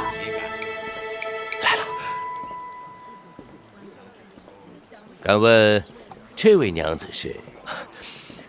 安大师，柳娘子身体抱恙，今日只能汉而缺席。这位是皇后娘娘的同胞妹妹，五国公府二娘子，清河县主。原来是县主。安大师不必多礼。敢问县主可也懂香？略知一二。在安大师面前提起香道，那岂不是班门弄斧？任谁也只敢说自己略懂一二啊！嗯，县主，您说是吧？县主谦虚，这位可是玉珍坊的凌霄掌柜。您竟然认得我！玉珍坊的香闻名长安，我也是略有耳闻。今日斗香大会，还请清河县主和凌霄掌柜不吝赐教。哪敢说赐教啊！你，安大师认得我，安大师认得我，安大师认。凌霄，你有没有闻到什么奇怪的味道啊？什么味道？好像是狗腿子味儿。狗？哪有狗？这味儿太重了吧？哪儿的狗腿子呢？哎，狗！你说我狗腿子？就凭他是安大师，我也认了。哼！此次斗香大会分为凡品、能品、药品、异品4级，依据品级选出评级最高的香，进入最后一轮。最终由在座诸位与相伴共同选出最终胜者。而今年的奖励正是举世难寻的齐角椒。甄姐，怎么是你？我家柳娘子呢？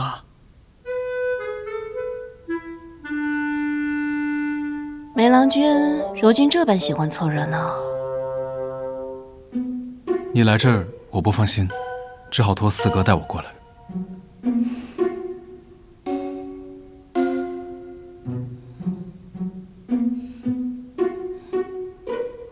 更有安碧楼安大师作为相伴，有请安大师。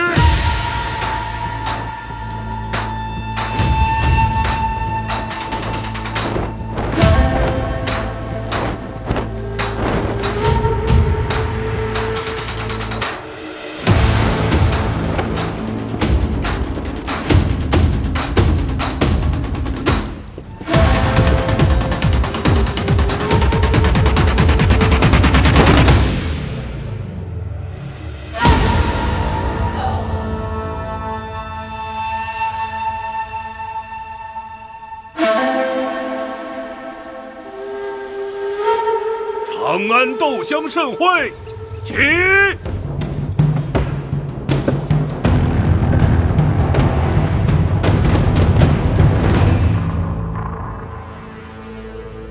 在下乃齐州九合香坊调香师，这些年游历海外，寻得莫罗国的沉香，配以苏合油封存100日，调得乐油香，献给诸位官人。配方倒是精简，可沉香有何可奇啊？高老说的是，我看这香倒是挺有意思，木香中似乎带有石蜜的味道。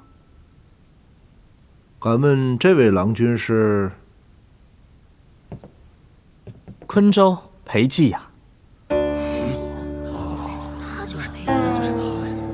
难怪裴家香料名重天下，早听闻裴郎君于香道之上也是颇为精通，想来便是做了香判席，也无人敢与智慧吧。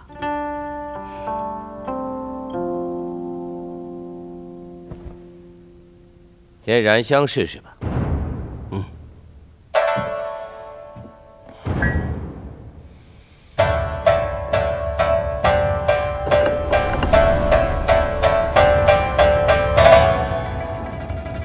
这馥郁香味中还有股什么味道？是血腥味。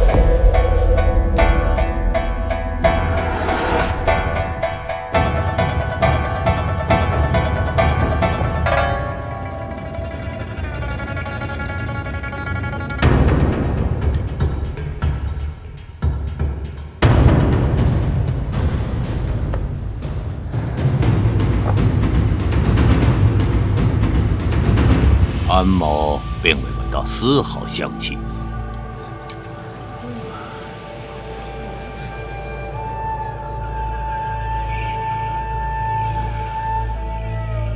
这姓安的怕是感染了伤寒，鼻子塞住了。胡说！安大师品味超群，这叫不同凡响。哦，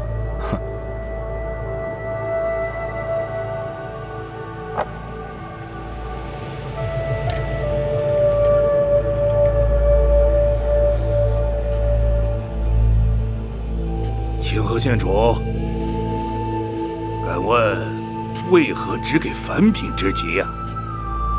我觉得这香气中有一丝血腥的味道。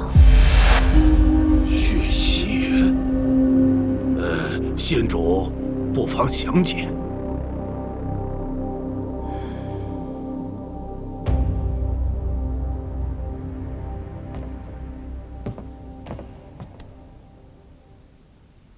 此香虽奇，但采割颇为不易。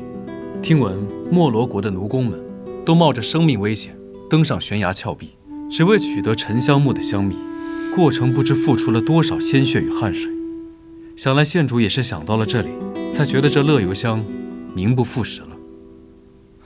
这位郎君，博学多闻。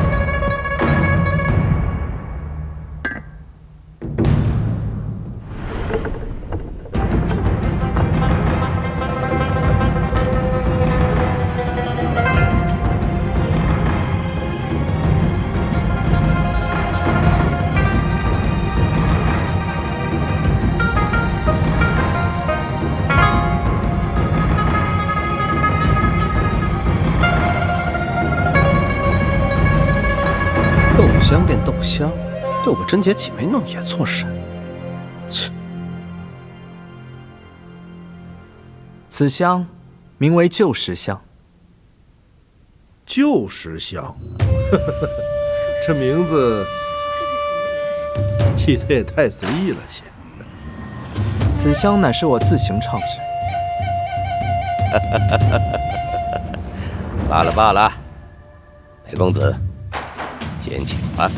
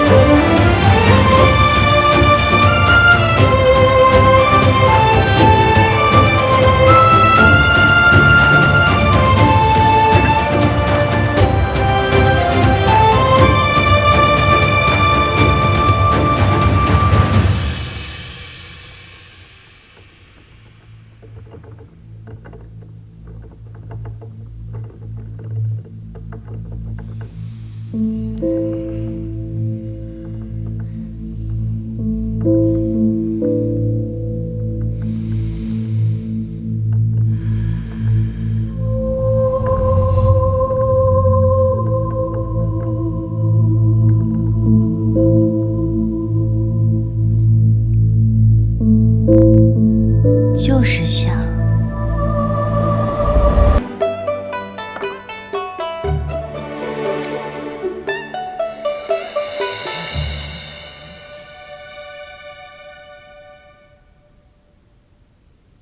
裴公子千里迢迢而来，参此盛会，为何拿出来的香料却是如此平常？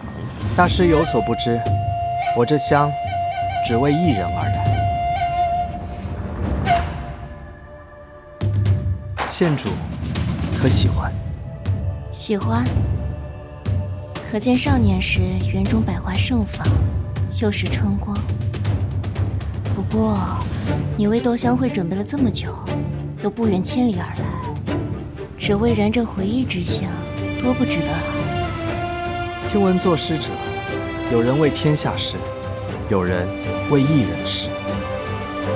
我不为天下人欢心，只为讨一人欢心。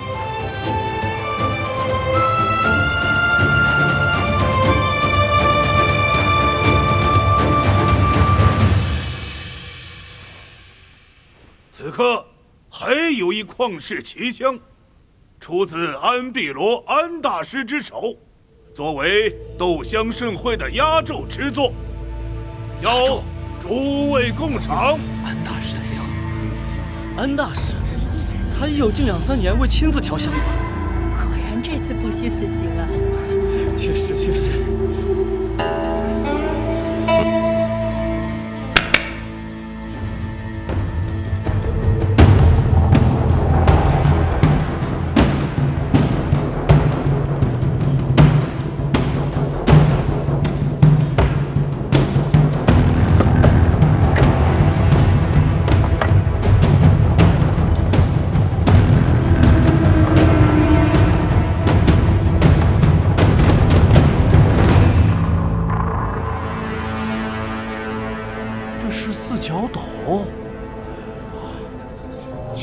这么大，雕工这么精，真是难得一见呐！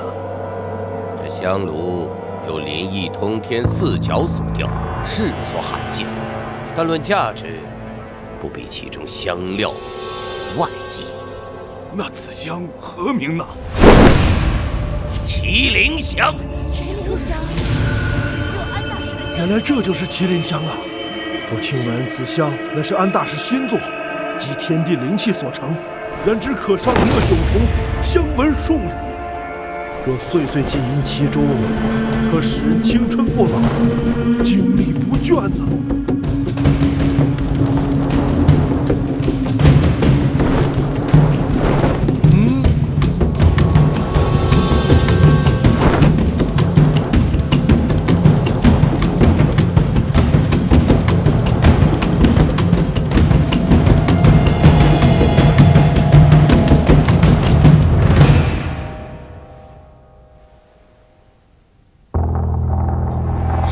房子制成，以凤羽为主料，再将龙鳞研磨成粉，辅以苏合、安息、龙涎等100种香料，或云需1000日而成。哎呦，凤羽龙鳞啊！故作玄虚，这世上哪会真的有传说中的东西？不许这么说，安大师，他一定自有用意。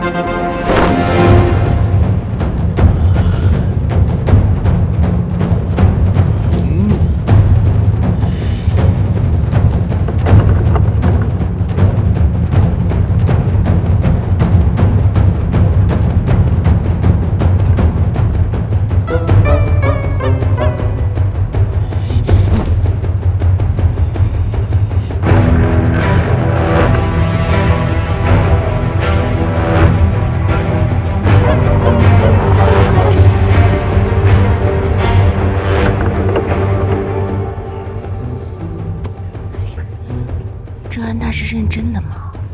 怎么有股屎味？青龙多言，怎么能质疑安大师呢？大师所制之香，无与伦比，只能是我等凡辈层次不够，不能享受罢了。太臭了！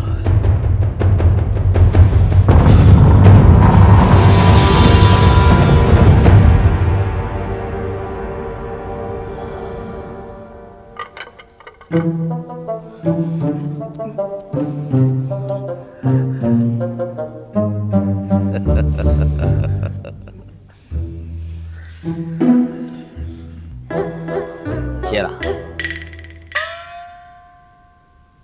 我这香如何？这个，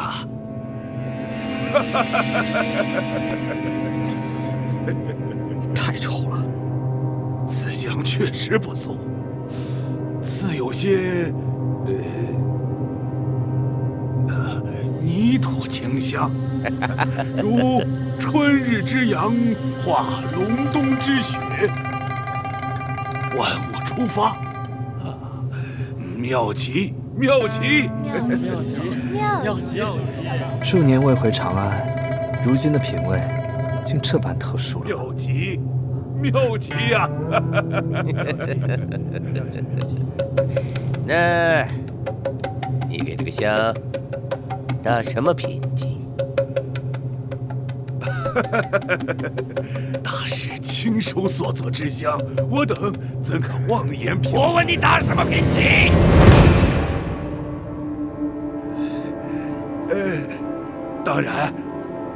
当然是一品。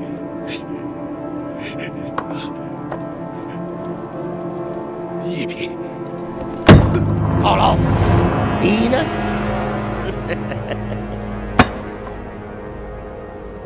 嗯。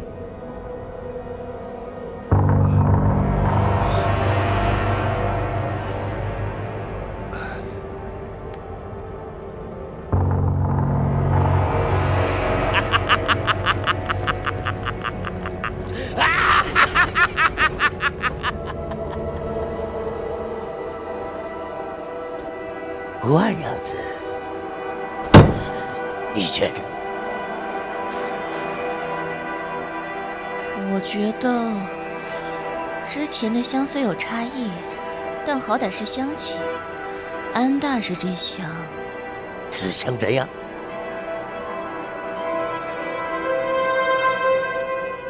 有股触碰的味道。触碰的味道？难道不是吗？还是跟小时候一样，不给人留半点颜面。诸位觉得呢？确实是粪土的味道。对呀，确实是粪土的味道。这个味道就是不适合我们。你看，不光我一个人这么认为。你们这些乳臭未干的小子，什么也不懂！这麒麟香，我用了多大的劲儿！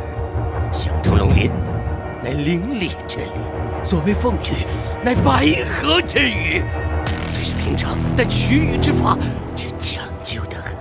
羽是惊恐哀痛的诱饵，其汗下之语，才有愈浓重愈馥郁的香气。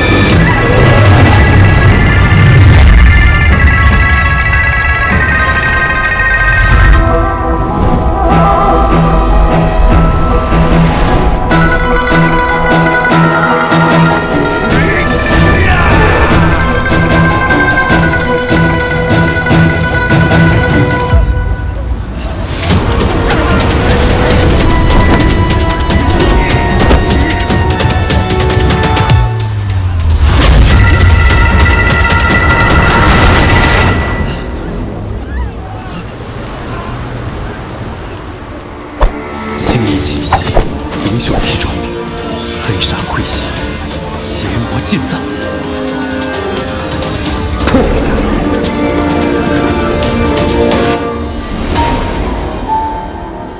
甄姐呢？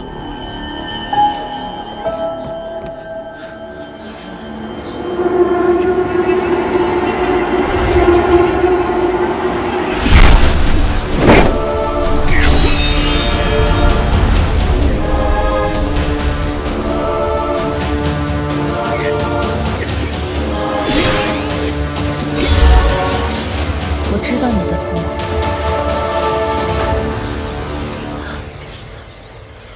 这安碧罗造下的无畏杀孽太多，你为旨滥杀，为行报复，将他控制，我能理解。可这身体终究是他的，你即便借此疏解恨意，也只是一时之功。你怎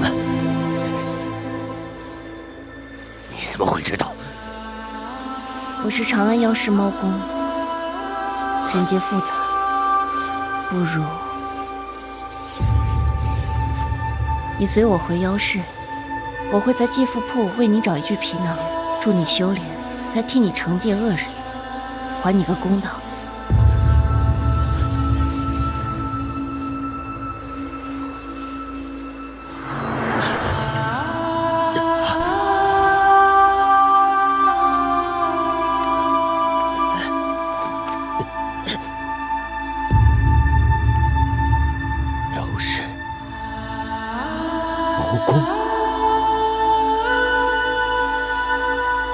大人，既此事已了，我们即刻便回妖室，还是先和那帮人交代一下。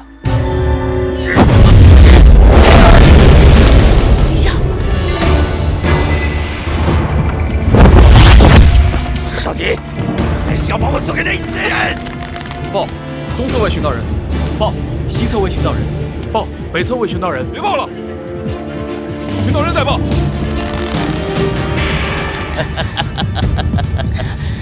什么毛公，一点妖力都没有，分明就是骗子！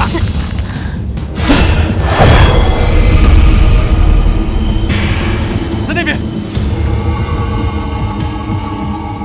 真姐，不是，他们是怎么过去的？难不成还能飞过去？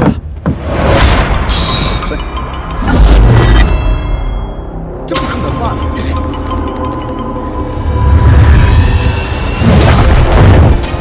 在拖延时间，在我追捕他们之前，先解决你这个骗子！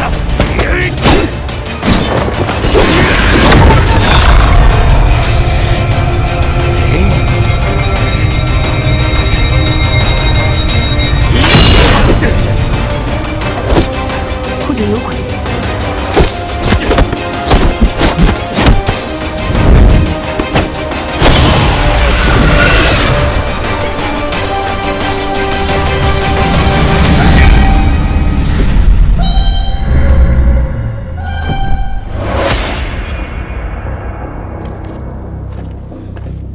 你没事吧？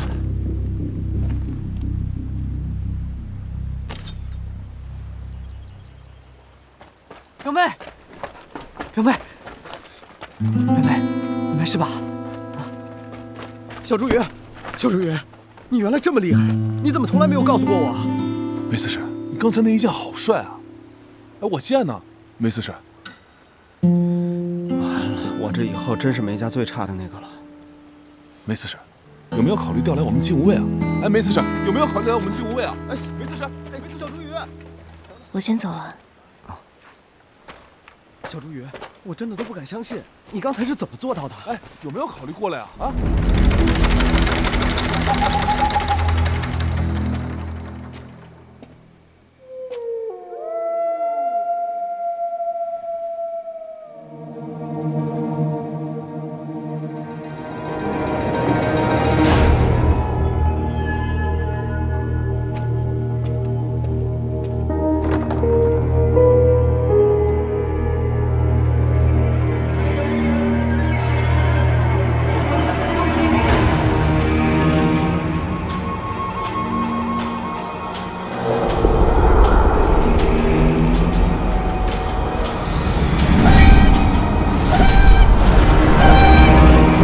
妖媚之物，自该斩除。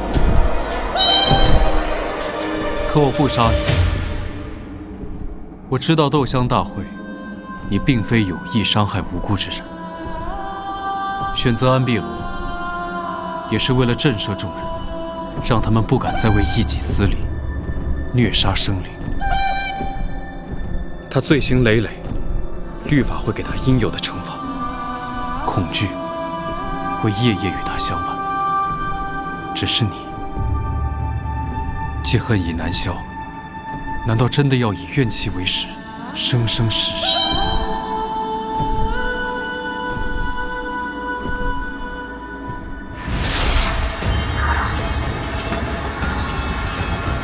太玄太星，应力无形，心会元景，六神安宁。散。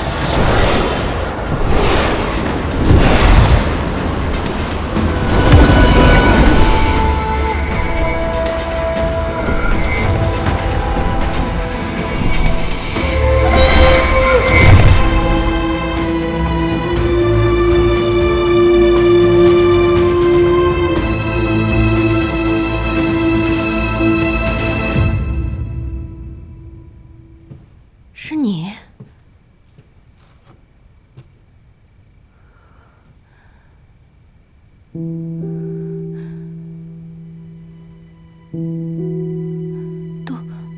都是安碧罗干的。是。为了一己私欲，竟残害这么多生灵，真是……你为何在这儿？想到安碧罗中邪时说的话，于是寻了线索而来。这里是他2个月前住的地方，我猜与斗香会有关，就过来看看。我也是，可惜只剩这些残骸了。错了。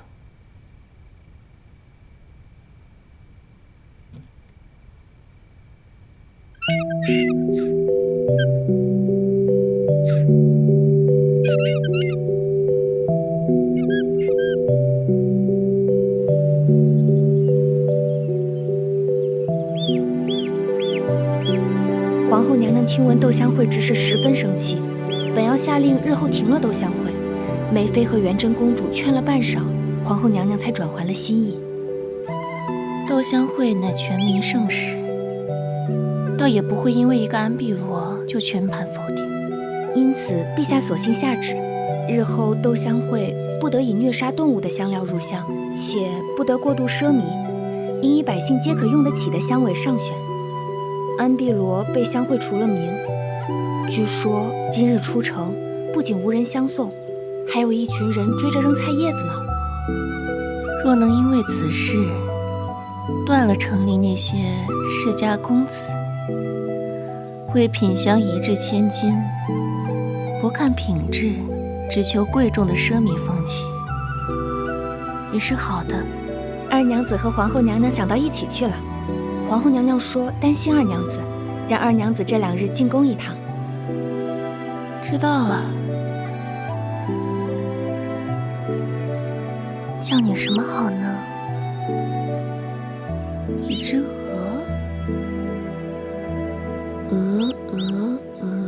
鹅，曲项向天歌，白毛浮绿水，红掌拨清波。甄姐，你这学问退步的有点快啊！要不过2日，我送你本《三字经》。管好你自己吧。你何时来的？在你咏鹅的时候啊。五娘子是在给这鹅取名字？给鹅起名字？难不成炖汤的时候还得给它立个碑啊？你小心说话，吓着我蛾子了。你家儿子？蛾子，他的名字，以后你就是我蛾子了。你儿子？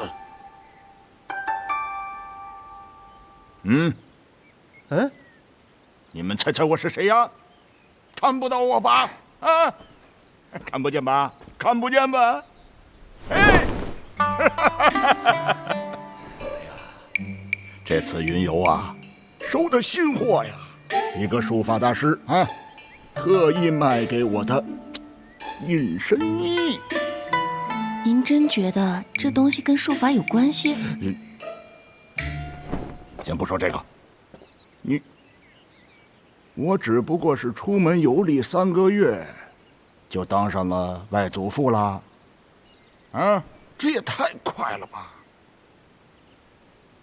你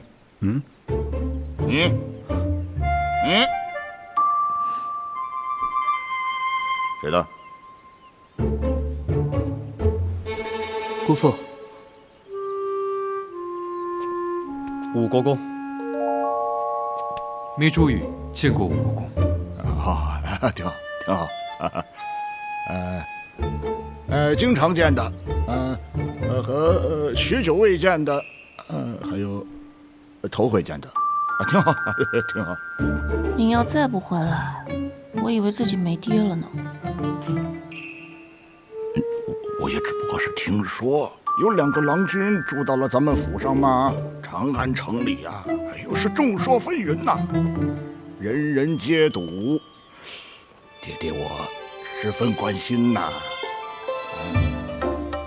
原来您是回家看热闹的。不，只是担心我小女儿啊，所以这2个到底哪个是我的女婿啊？爹爹主意哪位啊？我不好选呐。不好选啊？那就先把孙子抱上。哎，珍姐，